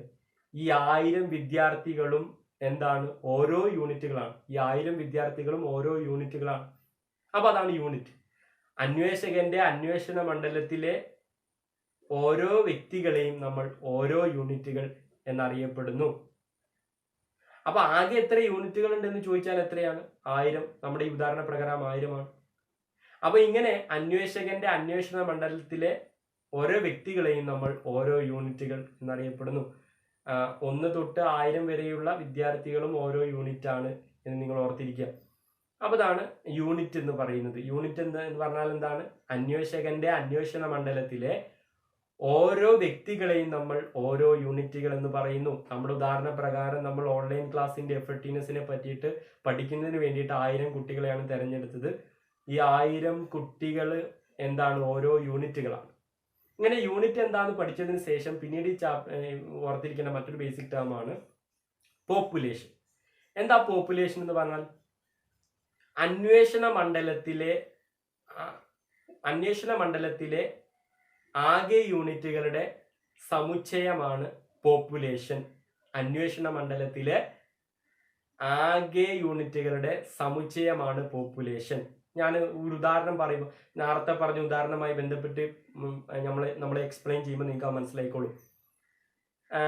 നേരത്തെ ഞാൻ പറഞ്ഞല്ലോ 1000 വിദ്യാർത്ഥികളുണ്ട്. എൻ്റെ അന്വേഷണ മണ്ഡലത്തിലെ ആകെ യൂണിറ്റുകൾ 1000 ആണ്. അപ്പൊ ഈ 1000 വിദ്യാർത്ഥികളാണ് എൻ്റെ പോപ്പുലേഷൻ. എൻ്റെ പോപ്പുലേഷൻ എന്ന് പറയുന്നത് വിദ്യാർത്ഥികളാണ്. വിദ്യാർത്ഥികളെ പറ്റിയിട്ടാണ് ഞാൻ പഠിക്കാൻ പോകുന്നത്. വിദ്യാർത്ഥികളുമായി ബന്ധപ്പെട്ട വിഷയത്തിനെ പറ്റിയിട്ടാണ് പഠിക്കാൻ പോകുന്നത്. അപ്പൊ എൻ്റെ പോപ്പുലേഷൻ എന്ന് പറയുന്നത് എന്താണ്? വിദ്യാർത്ഥികളാണ്. അപ്പൊ അതാണ് വിദ്യാർത്ഥികൾ. ഞാൻ ആരുമായി ബന്ധപ്പെട്ടാണോ പഠനം നടത്താൻ ഉദ്ദേശിക്കുന്നത്, വിവരം ശേഖരിക്കാൻ പോകുന്നത്, അവരെയാണ് എൻ്റെ പോപ്പുലേഷൻ എന്ന് വിളിക്കുന്നത്. ഈ ഒരു ഉദാഹരണ പ്രകാരം ഓൺലൈൻ ക്ലാസ് കുട്ടികൾക്ക് എത്രത്തോളം ഉപകാരപ്പെട്ടു എന്ന് പറയുന്ന വിഷയത്തിനെ പറ്റി ഞാൻ പഠിക്കുമ്പോൾ എൻ്റെ പഠന വിഷയം ആരുമായി ബന്ധപ്പെട്ടതാണ്? വിദ്യാർത്ഥികളുമായി ബന്ധപ്പെട്ടതാണ്, സ്റ്റുഡൻസുമായി ബന്ധപ്പെട്ടതാണ്. അപ്പൊ എൻ്റെ പോപ്പുലേഷൻ എന്ന് പറയുന്നത് ആരാണ്? സ്റ്റുഡൻസ് ആണ്, വിദ്യാർത്ഥികളാണ്. അതാണ് പോപ്പുലേഷൻ. ഇനി പോപ്പുലേഷൻ എന്ന് പറയുന്ന ടേം പഠിക്കുന്നതോടൊപ്പം നമ്മൾ പഠിക്കാനുള്ള മറ്റൊരു ടേമാണ് പോപ്പുലേഷൻ സൈസ്. എന്താ പോപ്പുലേഷൻ സൈസ് എന്ന് പറഞ്ഞാൽ? പോപ്പുലേഷനിൽ അടങ്ങിയിരിക്കുന്ന യൂണിറ്റുകളുടെ എണ്ണത്തിനെയാണ് നമ്മൾ പോപ്പുലേഷൻ സൈസ് എന്ന് വിളിക്കുന്നത്. പോപ്പുലേഷനിൽ അടങ്ങിയിരിക്കുന്ന യൂണിറ്റുകളുടെ എണ്ണത്തിനെയാണ് നമ്മൾ പോപ്പുലേഷൻ സൈസ് എന്നറിയപ്പെടുന്നത്. പോപ്പുലേഷനിൽ അടങ്ങിയ യൂണിറ്റുകളുടെ എണ്ണത്തിനെ പോപ്പുലേഷൻ സൈസ് എന്ന് വിളിക്കും. നേരത്തെ പറഞ്ഞ ഉദാഹരണ പ്രകാരം നമ്മൾ ഓൺലൈൻ ക്ലാസിന്റെ എഫക്റ്റീവ്നെസ്സിനെ കുറിച്ച് പഠിക്കുമ്പോൾ 1000 വിദ്യാർത്ഥികളിൽ നിന്നാണ് വിവരങ്ങൾ ശേഖരിക്കുന്നത്. 1000 വിദ്യാർത്ഥികളാണുള്ളത്. അപ്പോൾ പോപ്പുലേഷൻ സൈസ് എന്ന് പറയുന്നത് 1000 ആണ്. അപ്പോൾ എൻ്റെ പഠന വിഷയവുമായി ബന്ധപ്പെട്ട് എന്നോട് എത്ര പോപ്പുലേഷൻ സൈസ് എന്ന് ചോദിച്ചാൽ ഞാൻ പറയേണ്ട മറുപടി എത്രയാണ്? 1000 ആണ്. പോപ്പുലേഷൻ സൈസ് 1000 ആണ്. ഞാൻ 500 കുട്ടികളെ എടുത്തിട്ടേ പഠിക്കുന്നതെങ്കിൽ എൻ്റെ പോപ്പുലേഷൻ സൈസ് 500 ആണ്. അപ്പൊ പോപ്പുലേഷൻ സൈസ് എന്ന് പറഞ്ഞാൽ എന്താ? ഞാൻ എൻ്റെ പഠന വിഷയവുമായി ബന്ധപ്പെട്ട പോപ്പുലേഷനിൽ അടങ്ങിയിരിക്കുന്ന യൂണിറ്റുകളുടെ ആകെ എണ്ണത്തിനെ എന്ത് വിളിക്കും? പോപ്പുലേഷൻ സൈസ് എന്ന് വിളിക്കും. ഓൺലൈൻ ക്ലാസ് കുട്ടികൾക്ക് എത്രത്തോളം ഉപകാരപ്പെട്ടു എന്ന് ഞാൻ പഠിക്കുന്നതിന് വേണ്ടിയിട്ട് 1000 കുട്ടികളെയാണ് തിരഞ്ഞെടുത്തതെങ്കിൽ എൻ്റെ പോപ്പുലേഷൻ സൈസ് എന്ന് പറയുന്നത് 1000 ആണ്. പോപ്പുലേഷന് വിദ്യാർത്ഥികളാണ്, സ്റ്റുഡൻസ് ആണ്. പോപ്പുലേഷൻ സൈസ് പോപ്പുലേഷൻ അടങ്ങിയിരിക്കുന്ന യൂണിറ്റുകളുടെ എണ്ണം 1000. ഈ ഒരു എക്സാമ്പിൾ പ്രകാരം, ഈ ഒരു ഉദാഹരണ പ്രകാരം. അപ്പൊ പോപ്പുലേഷൻ സൈസ് എന്ന് പറഞ്ഞാൽ എന്താ? പോപ്പുലേഷനിൽ അടങ്ങിയിരിക്കുന്ന യൂണിറ്റുകളുടെ എണ്ണത്തിനെ എന്ത് വിളിക്കും? പോപ്പുലേഷൻ സൈസ് എന്ന് വിളിക്കും. ഇങ്ങനെ പോപ്പുലേഷൻ സൈസ് എന്താണെന്ന് പഠിച്ചതിന് ശേഷം പിന്നീട് പഠിക്കേണ്ടത് സാമ്പിൾ എന്താണെന്ന് പഠിക്കാനുണ്ട്. Sample, what is sample? എന്താ സാമ്പിൾ എന്ന് പറഞ്ഞാൽ?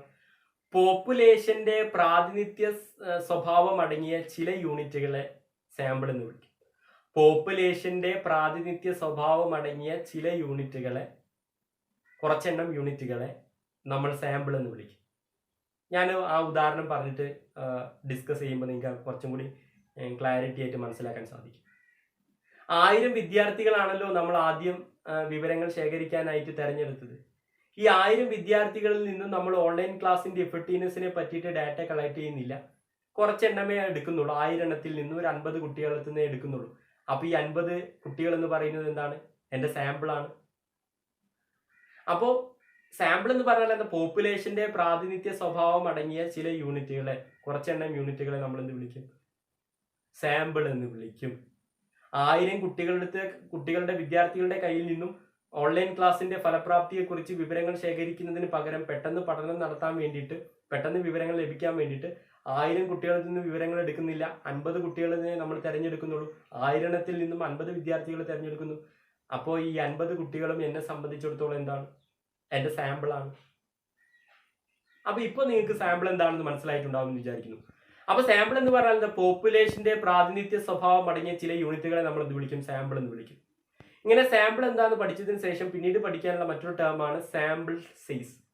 സാമ്പിൾ സൈസ് എന്താണ്? സാമ്പിൾ സൈസ് അഥവാ സാമ്പിളിംഗ് സൈസ് എന്ന് പറഞ്ഞാൽ സാമ്പിളിൽ അടങ്ങിയിരിക്കുന്ന യൂണിറ്റുകളുടെ എണ്ണത്തിനെയാണ് നമ്മൾ സാമ്പിൾ സൈസ് എന്ന് വിളിക്കുക. സാമ്പിളിൽ അടങ്ങിയിരിക്കുന്ന യൂണിറ്റുകളുടെ എണ്ണത്തിനെ നമ്മൾ എന്ത് വിളിക്കും? സാമ്പിൾ സൈസ് എന്ന് വിളിക്കും.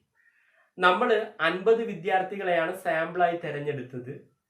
സാമ്പിൾ എന്ന് പറയുന്നത് 50 വിദ്യാർത്ഥികളാണ്. അപ്പൊ സാമ്പിൾ സൈസ് എന്ന് പറയുന്നത് എത്ര തന്നെയാണ്? 50 ആണ്. അപ്പൊ സാമ്പിൾ സൈസ് എന്ന് പറഞ്ഞാൽ എന്താ? സാമ്പിളിൽ അടങ്ങിയിരിക്കുന്ന വിദ്യാർത്ഥികളുടെ എണ്ണത്തിനെ നമ്മൾ എന്ത് വിളിക്കും? അഥവാ സാമ്പിളിൽ അടങ്ങിയിരിക്കുന്ന, ഈ ഒരു ഉദാഹരണ പ്രകാരമാണ് നിങ്ങൾ വിദ്യാർത്ഥികൾ എന്ന് പറഞ്ഞ ടേം ഉപയോഗിക്കേണ്ടത് കേട്ടോ.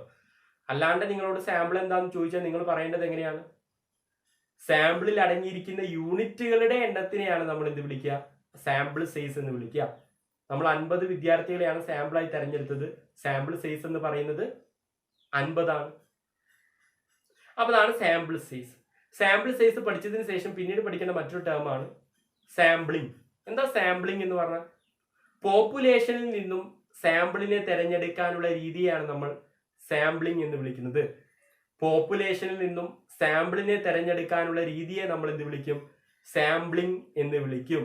അതായത് ഈ ഒരു ഉദാഹരണ പ്രകാരം, ഞാൻ നേരത്തെ പറഞ്ഞ ഉദാഹരണ പ്രകാരം 1000 വിദ്യാർത്ഥികളിൽ നിന്നും 50 വിദ്യാർത്ഥികളെ തിരഞ്ഞെടുക്കാനുള്ള ഉപയോഗിക്കുന്ന വിവിധ രീതികളെ നമ്മൾ എന്ത് വിളിക്കും? സാമ്പിളിംഗ് എന്ന് വിളിക്കും. പോപ്പുലേഷനിൽ നിന്നും, പോപ്പുലേഷൻ സൈസിൽ നിന്നും സാമ്പിൾ സൈസിനെ തിരഞ്ഞെടുക്കാനുള്ള രീതിയെ വിളിക്കുന്ന പേരാണ് സാമ്പിളിംഗ്. പോപ്പുലേഷനിൽ നിന്നും സാമ്പിളിനെ തെരഞ്ഞെടുക്കാനുള്ള രീതിയെ വിളിക്കുന്ന പേരാണ് സാമ്പിളിംഗ്. നേരത്തെ പറഞ്ഞ ഉദാഹരണത്തിൽ 1000 വിദ്യാർത്ഥികളിൽ നിന്നും 50 വിദ്യാർത്ഥികളെ സെലക്ട് ചെയ്യാനുള്ള തെരഞ്ഞെടുക്കാനുള്ള രീതിയെ നമ്മൾ എന്ത് വിളിക്കും? സാമ്പിളിംഗ് എന്ന് വിളിക്കും. സാമ്പിളിംഗ് ടെക്നിക്സ് എന്ന് പറയുന്ന ടോപ്പിക് ഈ ചാപ്റ്ററിൽ ഉണ്ടായിരുന്നു. നിർഭാഗ്യവശാൽ ഈ ചാപ്റ്ററിന്റെ ഫോക്കസ് ഏരിയയിൽ അത് ഒഴിവാക്കിയിട്ടുണ്ട്. വളരെ പ്രധാനപ്പെട്ട ഒരു ടോപ്പിക് ആയിരുന്നു, അത് ഫോക്കസ് ഏരിയയിൽ കൊടുത്തിട്ടില്ല. സാമ്പിളിംഗ് ടെക്നിക്സ് നമ്മൾ പഠിച്ചതാണ്. Random sampling, non random sampling. Random sampling നമ്മൾ lottery method, random number table method എന്നൊക്കെ പറയുന്ന മെത്തേഡിനെ പറ്റിയിട്ട് നമ്മൾ കൈകാര്യം ചെയ്തിരുന്നു. നമ്മൾ ഈ ഫോക്കസ് ഏരിയ ഡിസ്കസ് ചെയ്യുന്നില്ല. നമ്മൾ ഫോക്കസ് ഏരിയ പബ്ലിഷ് ചെയ്യുന്നതിന് മുൻപായിട്ട് തന്നെ നമ്മൾ ഈ ചാപ്റ്ററിന്റെ ഒരു വീഡിയോ ചെയ്തിരുന്നു. ആ വീഡിയോയിൽ നമ്മൾ ഈ റാൻഡം സാമ്പിളിങ്ങിനെ പറ്റിയിട്ടും നോൺ റാൻഡം സാമ്പിളിങ്ങിനെ പറ്റിയിട്ടും ലോട്ടറി മെത്തേഡിനെ പറ്റിയിട്ടൊക്കെ ഡിസ്കസ് ചെയ്തതാണ്. അത് നമ്മൾ ഈ ചാപ്റ്റർ ഈ ഒരു വീഡിയോയുടെ ഡിസ്ക്രിപ്ഷനിൽ ഇടാം. അപ്പോൾ നിങ്ങൾ ആ വീഡിയോ കണ്ടിട്ട് ഈ സാമ്പിളിങ്ങിനെ പറ്റിയിട്ട്, റാൻഡം സാമ്പിളിങ്ങിനും നോൺ റാൻഡം സാമ്പിളിങ്ങിനെ പറ്റിയിട്ട് ധാരണയില്ലാത്തവർ അത് കാണുക. അപ്പോൾ ഇങ്ങനെ പോപ്പുലേഷനിൽ നിന്നും സാമ്പിളിനെ തിരഞ്ഞെടുക്കാനുള്ള രീതിയാണ് നമ്മൾ സാമ്പിളിംഗ് എന്ന് വിളിക്കുക. സാമ്പിളിംഗ് നമ്മൾ പോപ്പുലേഷനിൽ നിന്നും സാമ്പിളിനെ തിരഞ്ഞെടുക്കാൻ സ്റ്റാറ്റിസ്റ്റിക്സിൽ 2 രീതികളാണ് ഉപയോഗിക്കുന്നത്. ഒന്ന് റാൻഡം സാമ്പിളിങ്ങും 2 നോൺ റാൻഡം സാമ്പിളിങ്ങും. റാൻഡം സാമ്പിളിങ്ങിലാണ് ലോട്ടറി മെത്തേഡും റാൻഡം നമ്പർ ടേബിൾ മെത്തേഡും ഉള്ളത്. നമ്മൾ റാൻഡം സാമ്പിളിംഗ് ആണ്, ലോട്ടറി മെത്തേഡ് ആണ് ഉപയോഗിക്കുന്നത് വിചാരിച്ചോളൂ. 1000 വിദ്യാർത്ഥികളിൽ നിന്നും 50 വിദ്യാർത്ഥികളെ സെലക്ട് ചെയ്യാൻ തിരഞ്ഞെടുക്കാൻ ലോട്ടറി മെത്തേഡാണ്. റാൻഡം സാമ്പിളിംഗിൽ ലോട്ടറി മെത്തേഡാണെന്ന് വിചാരിച്ചോളൂ ഉപയോഗിക്കുന്നതെങ്കിൽ വിചാരിച്ചോളൂ. നമ്മൾ ഈ ലോട്ടറി മെത്തേഡാണ് ഉപയോഗിക്കുന്നതെങ്കിൽ 1000 കുട്ടികളിൽ നിന്നും 50 കുട്ടികളെ എങ്ങനെ തിരഞ്ഞെടുക്കാം?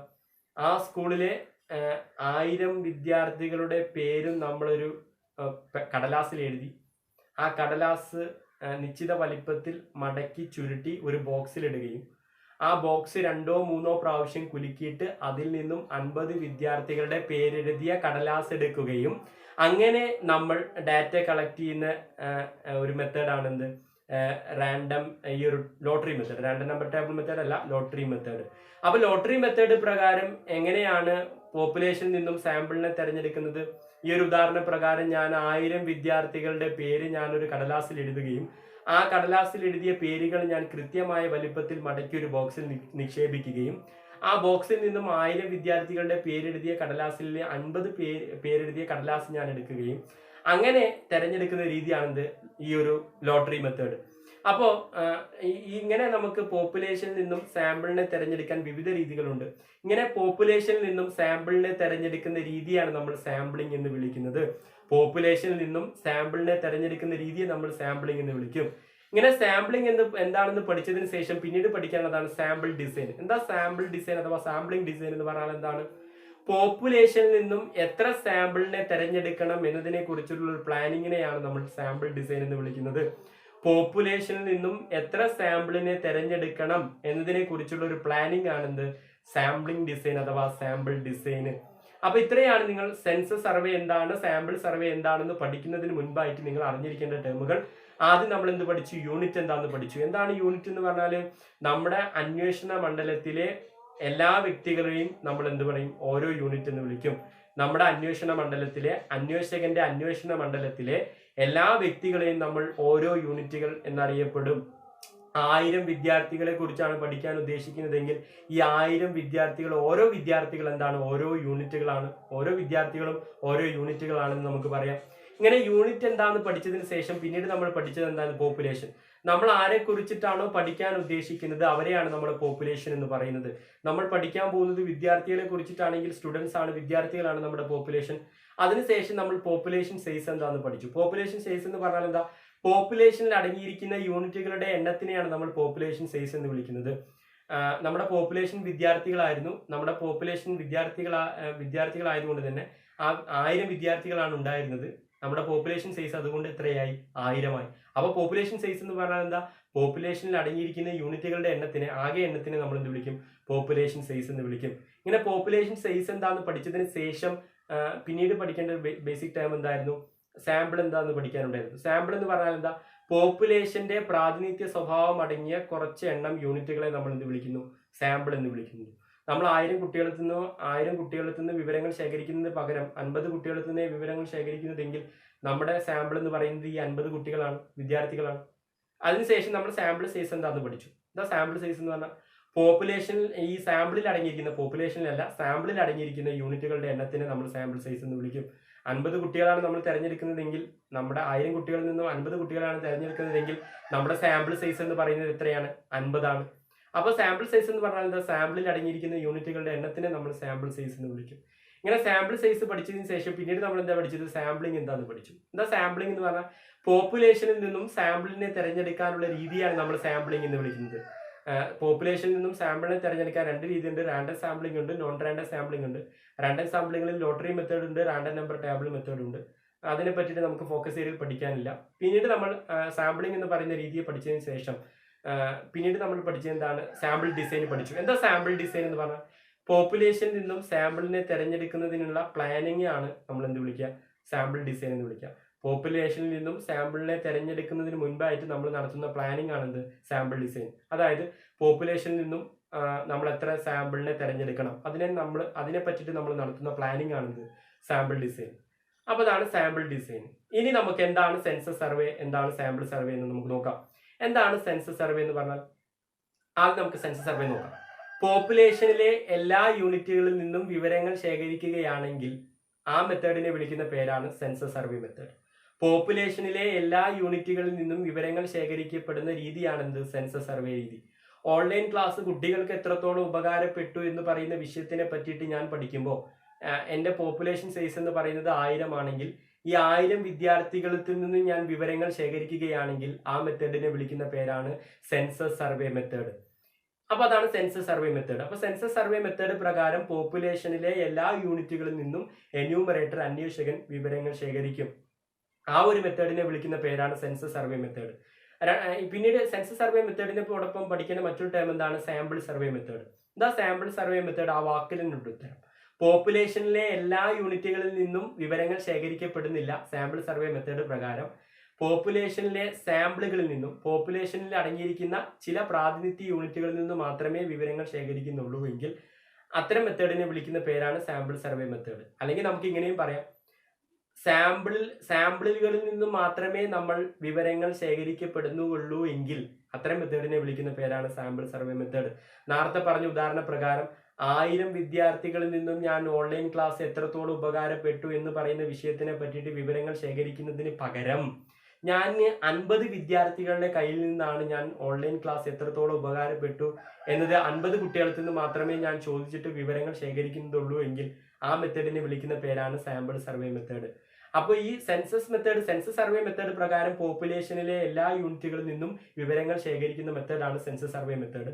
പക്ഷേ സാമ്പിൾ സർവേ മെത്തേഡ് പ്രകാരം പോപ്പുലേഷനിലെ എല്ലാ യൂണിറ്റുകളിൽ നിന്നും വിവരങ്ങൾ ശേഖരിക്കുന്നുണ്ടോ? ഇല്ല. സാമ്പിളിൽ അടങ്ങിയിരിക്കുന്ന യൂണിറ്റുകളിൽ നിന്ന് മാത്രമേ വിവരങ്ങൾ ശേഖരിക്കുന്നുള്ളൂ.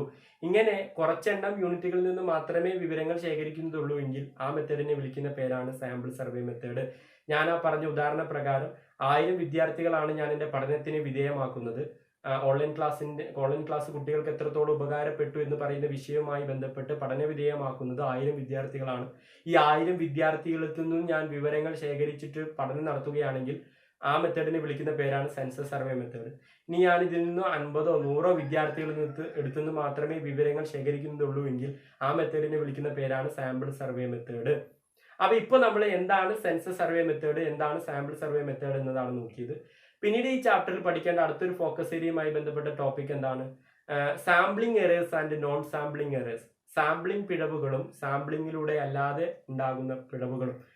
അന്വേഷകൻ എന്യൂമറേറ്ററിന്റെ പഠനവുമായി ബന്ധപ്പെട്ട് അദ്ദേഹത്തിന് പറ്റുന്ന എററുകളെ പറ്റിയിട്ടാണ്, മിസ്റ്റേക്കുകളെ പറ്റിയിട്ടാണ്, തെറ്റുകളെ പറ്റിയിട്ടാണ് ഈ sampling errors and non sampling errors എന്നതുകൊണ്ട് ഉദ്ദേശിക്കുന്നത്. അന്വേഷകന് എന്യൂമറേറ്റർ അദ്ദേഹത്തിന്റെ പഠനം നടത്തുമ്പോൾ അദ്ദേഹത്തിന്റെ പഠനവുമായി ബന്ധപ്പെട്ട് അദ്ദേഹത്തിന് പറ്റുന്ന തെറ്റുകളെയാണ്, എററുകളെയാണ്, മിസ്റ്റേക്കുകളെയാണ് നമ്മൾ ഈ ഒരു sampling errors and non sampling errors, sampling പിഴവുകളും സാമ്പിളിങ്ങിലൂടെ അല്ലാതെ ഉണ്ടാകുന്ന പിഴവുകളും എന്നതുകൊണ്ട് ഉദ്ദേശിക്കുന്നത്. ആദ്യം നമുക്ക് എന്താണ് സാമ്പിളിംഗ് എറർ അഥവാ സാമ്പിളിംഗ് പിഴവ് എന്താണെന്ന് നമുക്ക് നോക്കാം. എന്തായിരിക്കും സാമ്പിളിംഗ് പിഴവ് എന്ന് പറഞ്ഞാൽ? പോപ്പുലേഷനിൽ നിന്നും സാമ്പിളിനെ തെരഞ്ഞെടുക്കുമ്പോൾ അന്വേഷകന് പറ്റുന്ന തെറ്റാണെന്ത്, എററാണെന്ത്? സാമ്പിളിംഗ് പിഴവുകൾ അഥവാ സാമ്പിളിംഗ് എറേഴ്സ്. പോപ്പുലേഷനിൽ നിന്നും അന്വേഷകൻ സാമ്പിളിനെ തെരഞ്ഞെടുക്കുമ്പോൾ അദ്ദേഹത്തിന് പറ്റുന്ന മിസ്റ്റേക്ക് ആണെന്ത്? സാമ്പിളിംഗ് എറേഴ്സ് അഥവാ സാമ്പിളിംഗ് പിഴവുകൾ. ഒരു ഉദാഹരണം സാമ്പിളിംഗ് എറേഴ്സിന് അഥവാ നമുക്ക് വേറൊരു മീനിങ്ങിലും നമുക്ക് വേറൊരു അർത്ഥത്തിലും വേണമെങ്കിൽ സാമ്പിളിംഗ് എറേഴ്സിനെ നമുക്ക് ഡിഫൈൻ ചെയ്യാം, നിർവചിക്കാം. പോപ്പുലേഷൻ മൂല്യവും സാമ്പിൾ മൂല്യവും തമ്മിലുള്ള വ്യത്യാസമാണ് സാമ്പിളിംഗ് എറേഴ്സ്. പോപ്പുലേഷൻ മൂല്യവും സാമ്പിൾ മൂല്യവും പോപ്പുലേഷൻ വാല്യൂവും സാമ്പിൾ വാല്യൂവും തമ്മിലുള്ള ഡിഫറൻസ് ആണ്, വ്യത്യാസമാണ് സാമ്പിളിംഗ് പിഴവുകൾ. പോപ്പുലേഷനിൽ നിന്നും നമുക്ക് കിട്ടുന്ന പോപ്പുലേഷനിലെ എല്ലാ യൂണിറ്റുകളിൽ നിന്നും നമുക്ക് കിട്ടുന്ന റിസൾട്ടും വിവരവും സാമ്പിൾ മാത്രം എടുക്കുമ്പോൾ നമുക്ക് കിട്ടുന്ന റിസൾട്ടും വിവരവും തമ്മിലുള്ള വ്യത്യാസമാണ് സാമ്പിളിംഗ് പിഴവുകൾ അഥവാ സാമ്പിളിംഗ് എറേഴ്സ്. ഒരു ഉദാഹരണം പറയുമ്പോൾ നിങ്ങൾക്കത് ഡീറ്റെയിൽ ആയിട്ട് മനസ്സിലാവും. നമ്മൾ 5 വ്യക്തികളുടെ ശരാശരി വരുമാനത്തിനെ കുറിച്ച് പഠിക്കാമെന്ന് വിചാരിച്ചോളൂ. അപ്പോൾ നമ്മുടെ പോപ്പുലേഷൻ എന്ന് പറഞ്ഞാൽ 5 വ്യക്തികളാണ്, ഇൻഡിവിജ്വൽ ആണ്. പോപ്പുലേഷൻ സൈസ് എന്ന് പറയുന്നത് 5 ആൾക്കാരാണ്. കാരണം 5 ആൾക്കാരുടെ വരുമാനത്തിനെ പറ്റിയിട്ടാണ്, ശരാശരി വരുമാനത്തിനെ പറ്റിയിട്ടാണ് നമ്മൾ പഠിക്കാൻ പോകുന്നത്. നമ്മുടെ 5 വ്യക്തികളുടെ പേര് ABCDE, ഇങ്ങനെ 5 വ്യക്തികളാണുള്ളത്. എയുടെ വരുമാനം 1500 ആണ്, ബിയുടെ വരുമാനം 1600 ആണ്, സിയുടെ വരുമാനം 1800 ആണ്, ഡിയുടെ വരുമാനം 2000 ആണ്, ഇയുടെ വരുമാനം 3100 ആണ്. ഇനി ഇങ്ങനെ അപ്പോൾ ഈ 5 വ്യക്തികളുടെയും ശരാശരി വരുമാനത്തിനെ കുറിച്ച് പഠിക്കാൻ പോവാണ്. നമ്മൾ പറഞ്ഞു സാമ്പിളിംഗ് എറർ എന്ന് പറഞ്ഞാൽ പോപ്പുലേഷൻ വാല്യൂവും സാമ്പിൾ വാല്യൂവും തമ്മിലുള്ള വ്യത്യാസമാണ് സാമ്പിളിംഗ് എറർ. പോപ്പുലേഷനിൽ നിന്ന് കിട്ടുന്ന റിസൾട്ടും സാമ്പിളിൽ എടുക്കുമ്പോൾ നമുക്ക് കിട്ടുന്ന റിസൾട്ടും തമ്മിലുള്ള വ്യത്യാസമാണ് സാമ്പിളിംഗ് എറർ അഥവാ സാമ്പിളിംഗ് പിഴവുകൾ എന്ന് നമ്മൾ പറഞ്ഞു കഴിഞ്ഞു. നമ്മൾ ഈ പോപ്പുലേഷൻ ആയ നമ്മുടെ പോപ്പുലേഷൻ സൈസ് എന്ന് പറയുന്നത് 5 വ്യക്തികളാണ്. ABCDE, ഇങ്ങനെ 5 വ്യക്തികളാണുള്ളത്. അവരുടെ വരുമാനം 1500, 1600, 1800, 2000, 3100, ഇങ്ങനെയാണ് അവരുടെ വരുമാനം ഉള്ളത്. ഇങ്ങനെ നമ്മൾ പോപ്പുലേഷൻ വാല്യൂ കണ്ടെത്താൻ പോവാണ്. ഈ 5 വ്യക്തികളുടെയും വരുമാനം എടുത്തിട്ട് ശരാശരി വരുമാനം കണ്ടെത്താൻ പോവാണ്. അതായത് നമ്മുടെ ഈ 5 വ്യക്തികളുടെയും ശരാശരി വരുമാനം നമ്മൾ എങ്ങനെ കണ്ടെത്തുക? എയുടെ വരുമാനം പ്ലസ് ബിയുടെ വരുമാനം പ്ലസ് സിയുടെ വരുമാനം പ്ലസ് ഡിയുടെ വരുമാനം പ്ലസ് ഇയുടെ വരുമാനം ഹരിക്കണം ഇവരുടെ എണ്ണം. 5 ആൾക്കാരാണുള്ളത്. അതായത് ഇവിടെ പോപ്പുലേഷൻ വാല്യൂ ഈ 5 വ്യക്തികളുടെയും ശരാശരി വരുമാനം നമ്മൾ കാണുമ്പോൾ 1500 കൂട്ടണം, 1600 കൂട്ടണം, 1800 കൂട്ടണം, 2000 കൂട്ടണം, 3100 ഹരിക്കണം 5 വ്യക്തികളാണുള്ളത്. അപ്പോൾ 1500, 1600, 1800, 2000, 3100 കൂട്ടുമ്പോൾ നമുക്ക് 10000 കിട്ടും. 10000നെ 5 കൊണ്ട് ഹരിക്കുമ്പോൾ നമുക്ക് 2000 കിട്ടും.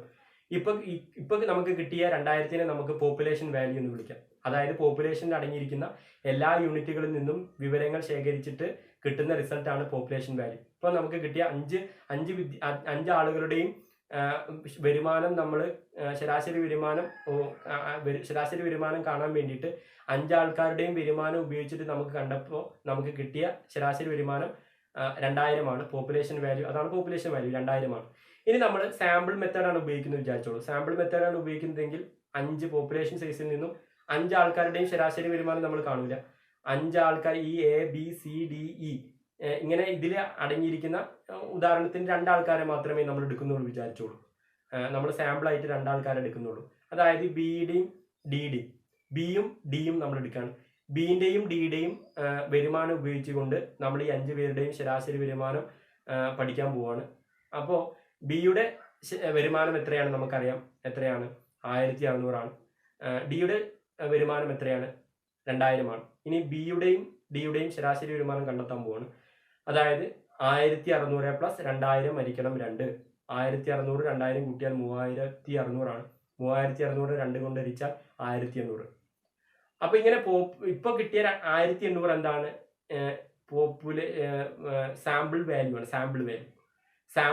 സാമ്പിളിൽ എടുത്തപ്പോൾ നമുക്ക് കിട്ടിയ റിസൾട്ട് 1800.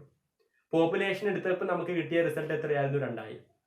രണ്ടും തമ്മിലുള്ള വ്യത്യാസം നിങ്ങൾക്ക് മനസ്സിലായോ? അപ്പൊ പോപ്പുലേഷൻ അടങ്ങിയിരിക്കുന്ന എല്ലാ യൂണിറ്റുകളിൽ നിന്ന് കിട്ടുന്ന റിസൾട്ടും സാമ്പിളിൽ അടങ്ങിയിരിക്കുന്ന യൂണിറ്റുകളിൽ നിന്നും കിട്ടുന്ന റിസൾട്ടും രണ്ടും വ്യത്യാസമായിരിക്കും എന്ന് നിങ്ങൾക്ക് മനസ്സിലായില്ലേ?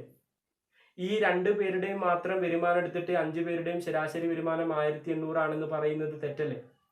അപ്പൊ ആ ഒരു വ്യത്യാസമുണ്ട്. ഇങ്ങനെ സാമ്പിൾ എടുക്കുമ്പോൾ ഒരു വ്യത്യാസമുണ്ട്. സാമ്പിൾ എടുക്കുമ്പോൾ സാമ്പിൾ സർവേ രീതിയാണ് നമ്മൾ എടുക്കുന്നതെങ്കിൽ, പോപ്പുലേഷൻ നമ്മൾ പഠനത്തിന് സാമ്പിൾ സർവേ രീതിയാണ് ഉപയോഗിക്കുന്നതെങ്കിൽ നമുക്ക് കിട്ടുന്ന റിസൾട്ട് ചിലപ്പോൾ കൃത്യമായി കൊള്ളണമെന്നില്ല.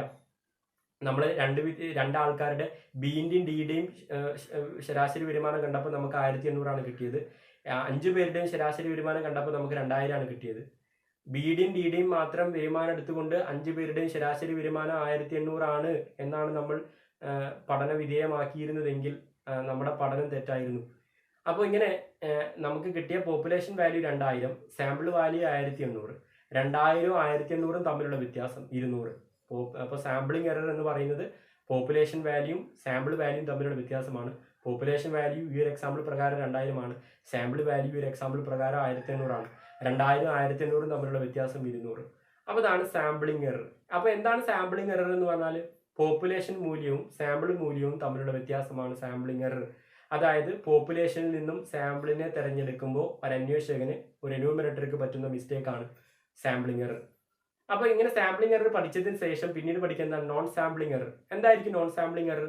സാമ്പിളിങ്ങിലൂടെ അല്ലാതെ പറ്റുന്ന തെറ്റുകൾ. ഒരു അന്വേഷകന് ഒരു എന്യൂമറേറ്റർക്ക് അദ്ദേഹത്തിന്റെ പഠന വിഷയവുമായി ബന്ധപ്പെട്ട് സാമ്പിളിങ്ങിലൂടെ അല്ലാതെ ഉണ്ടാകുന്ന തെറ്റുകൾ ഏതൊക്കെയാണ്? 2 പറഞ്ഞുതരാം. 2 പേരുകൾ നിങ്ങൾ ഓർത്തു വെക്കുക. ഒന്ന്, എറേഴ്സ് ഇൻ ഡാറ്റ അക്വിസിഷൻ. വിവരങ്ങൾ ശേഖരിക്കുമ്പോൾ അന്വേഷകന് അദ്ദേഹത്തിന്റെ പഠന വിഷയവുമായി ബന്ധപ്പെട്ട വിവരങ്ങൾ ശേഖരിക്കുമ്പോൾ പറ്റുന്ന മിസ്റ്റേക്കിനെയാണ് നമ്മൾ എറേഴ്സ് ഇൻ ഡാറ്റ അക്വിസിഷൻ എന്നതുകൊണ്ട് ഉദ്ദേശിക്കുന്നത്. രണ്ടാമത്തത് errors by non response. വിവരദാതാവ് informants അന്വേഷകന് വിവരങ്ങൾ നൽകിയിട്ടില്ല എങ്കിൽ അതെന്താണ്? അങ്ങനെ ഉണ്ടാകുന്ന മിസ്റ്റേക്കാണ്. അതിലൂടെ ഉണ്ടാകുന്ന മിസ്റ്റേക്കിനെയാണ് നമ്മൾ എറേഴ്സ് ബൈ നോൺ റെസ്പോൺസ് എന്നതുകൊണ്ട് ഉദ്ദേശിക്കുന്നത്. അപ്പോൾ നോൺ സാമ്പിളിംഗ് എറേഴ്സ് എന്ന് പറഞ്ഞാൽ എന്താ? പോപ്പുലേഷനിൽ നിന്നും സാമ്പിളിനെ തിരഞ്ഞെടുക്കുന്നതിലൂടെ അല്ലാതെ ഉണ്ടാകുന്ന തെറ്റുകൾ, മിസ്റ്റേക്കുകൾ, എറേഴ്സ്. 2 ഉദാഹരണം പറഞ്ഞു നമ്മൾ. Errors in data acquisition, data collect ചെയ്യുമ്പോൾ അന്വേഷകന് അദ്ദേഹത്തിന്റെ പഠനവുമായി ബന്ധപ്പെട്ട വിവരങ്ങൾ ശേഖരിക്കുമ്പോൾ പറ്റുന്ന തെറ്റ്. 2, errors by non response. Informants വിവരദാതാവ് അന്വേഷകന് വിവരങ്ങൾ നൽകിയിട്ടില്ല എങ്കിൽ അതിലൂടെ ഉണ്ടാകുന്ന തെറ്റുകളെയാണ് നമ്മൾ എറേഴ്സ് ബൈ നോൺ റെസ്പോൺസ് എന്നതുകൊണ്ട് ഉദ്ദേശിക്കുന്നത്. അപ്പോൾ ഇത്രയും കാര്യങ്ങളാണ് നിങ്ങൾ sampling and non sampling errors, sampling പിഴവുകളും നോൺ സാമ്പിളിംഗ് പിഴവുകളും എന്ന് പറയുന്ന, സാമ്പിളിങ്ങിലൂടെ അല്ലാതെ ഉണ്ടാകുന്ന പിഴവുകളും എന്ന് പറയുന്ന ടോപ്പിക്കിൽ പഠിക്കേണ്ടത്. പിന്നീട് ഈ ചാപ്റ്ററിന്റെ ഫോക്കസ് ഏരിയയിൽ കൊടുത്തിരിക്കുന്ന മറ്റൊരു ടോപ്പിക്കാണ് census of India and NSSO. Census of India and NSSO എന്ന് പറയുന്ന ടോപ്പിക്കിൽ ഇത് 1 വേർഡിനൊക്കെ ചോദിക്കാൻ സാധ്യതയുള്ളതാണ്. അത്ര വലിയ ഇമ്പോർട്ടൻ്റ് ഒന്നല്ല. 1 വേർഡിന് ചോദിക്കാൻ സാധ്യതയുള്ള ഒരു ഏരിയ ആണ്. നിങ്ങൾ അത്ര പ്രാധാന്യം കൊടുക്കുക. ഇതിൽ കുറച്ച് ഫുൾ ഫോം ആണ് പഠിച്ചു വെക്കേണ്ടത്. ഈ census of India and NSSO എന്ന് പറയുന്ന ടോപ്പിക്കിൽ ഇന്ത്യയിൽ ദേശീയ തലത്തിൽ ഡാറ്റ കളക്ട് ചെയ്യുന്ന, വിവരങ്ങൾ ശേഖരിക്കുന്ന കുറച്ച് ഏജൻസികളുടെ, സംഘടനകളുടെ പേരാണ് നിങ്ങൾ പഠിച്ചു വെക്കേണ്ടത്. ഇന്ത്യയിൽ ദേശീയ തലത്തിൽ വിവരങ്ങൾ ശേഖരിക്കപ്പെടുന്ന കുറച്ച് ഏജൻസികളുടെ പേര് നിങ്ങൾ ഓർത്തിരിക്കണം. ഒന്ന്, സെൻസസ് ഓഫ് ഇന്ത്യ. പോപ്പുലേഷനുമായി ബന്ധപ്പെട്ട് ഇന്ത്യയിലെ വിവരങ്ങൾ ശേഖരിക്കുന്നത് ആരാണ്? സെൻസസ് ഓഫ് ഇന്ത്യ ആണ്. 2, എന്താണ്? NSSO. NSSO എന്ന് പറയുന്ന ടോപ്പിക്ക് നമ്മൾ പഠിച്ചതാണ്. എക്കണോമിക്സിലെ 4ാമത്തെ അധ്യായമായ പോവർട്ടി, ദാരിദ്ര്യം എന്ന് പറയുന്ന ചാപ്റ്ററിൽ നമ്പർ ഓഫ് പോവേഴ്സ് ഇൻ ഇന്ത്യ എന്ന് പറയുന്ന ടോപ്പിക്കിൽ NSSO എന്ന് പറയുന്ന ടേം നമ്മൾ പഠിച്ചതാണ്. എന്താണ് NSSOന്റെ full? National sample survey organisation ആണ്. ഇന്ത്യയിൽ പോവർട്ടി, അൺഎംപ്ലോയ്മെന്റ്, ദാരിദ്ര്യം, തൊഴിലില്ലായ്മ ഇവയുമായി ബന്ധപ്പെട്ട വിവരങ്ങളൊക്കെ ശേഖരിക്കുന്ന ഏജൻസിയാണെന്ത്? NSSO. ഫുൾ ഫോം ഓർത്ത് വയ്ക്കുക, നാഷണൽ സാമ്പിൾ സർവേ ഓർഗനൈസേഷൻ. അടുത്തത് CSO, സെൻട്രൽ സ്റ്റാറ്റിസ്റ്റിക്കൽ ഓർഗനൈസേഷൻ എന്നാണ് CSOന്റെ ഫുള്ള്, സെൻട്രൽ സ്റ്റാറ്റിസ്റ്റിക്കൽ ഓർഗനൈസേഷൻ. അടുത്തത് RGI, registrar general of India എന്നതാണ് RGIന്റെ full, registrar general of India. അടുത്തത് DGCIS, അതിന്റെ full directorate general of commercial intelligence and statistics. Directorate general of commercial intelligence and statistics എന്നാണ് DGCISന്റെ full. അടുത്തത് labour bureau. ഇത്രയും ഒരു ഏജൻസികളുടെ പേര് നിങ്ങൾ ഓർത്ത് വയ്ക്കുക. ഇന്ത്യയിൽ ഡാറ്റ കളക്ട് ചെയ്യുന്നതിന് വേണ്ടിയിട്ടുള്ള ഏജൻസികൾ ഏതൊക്കെയാണ്? 1, census of India. 2, NSSO, national sample survey organisation. 3, CSO, central statistical organisation. 4, നാലാമത് നമ്മൾ എന്താ പഠിച്ചത്? RGI, registrar general of India. 5, DGCIS, directorate general of commercial intelligence and statistics. അവസാനം നമ്മൾ ലേബർ ബ്യൂറോ പഠിച്ചു. ഇത് 1 വേർഡിന് ചോദിക്കാൻ സാധ്യതയുണ്ട്. അപ്പോൾ നിങ്ങൾ ആ ഒരു ഗൗരവം ഈ ഒരു ടോപ്പിക്കിന് കൊടുക്കുക.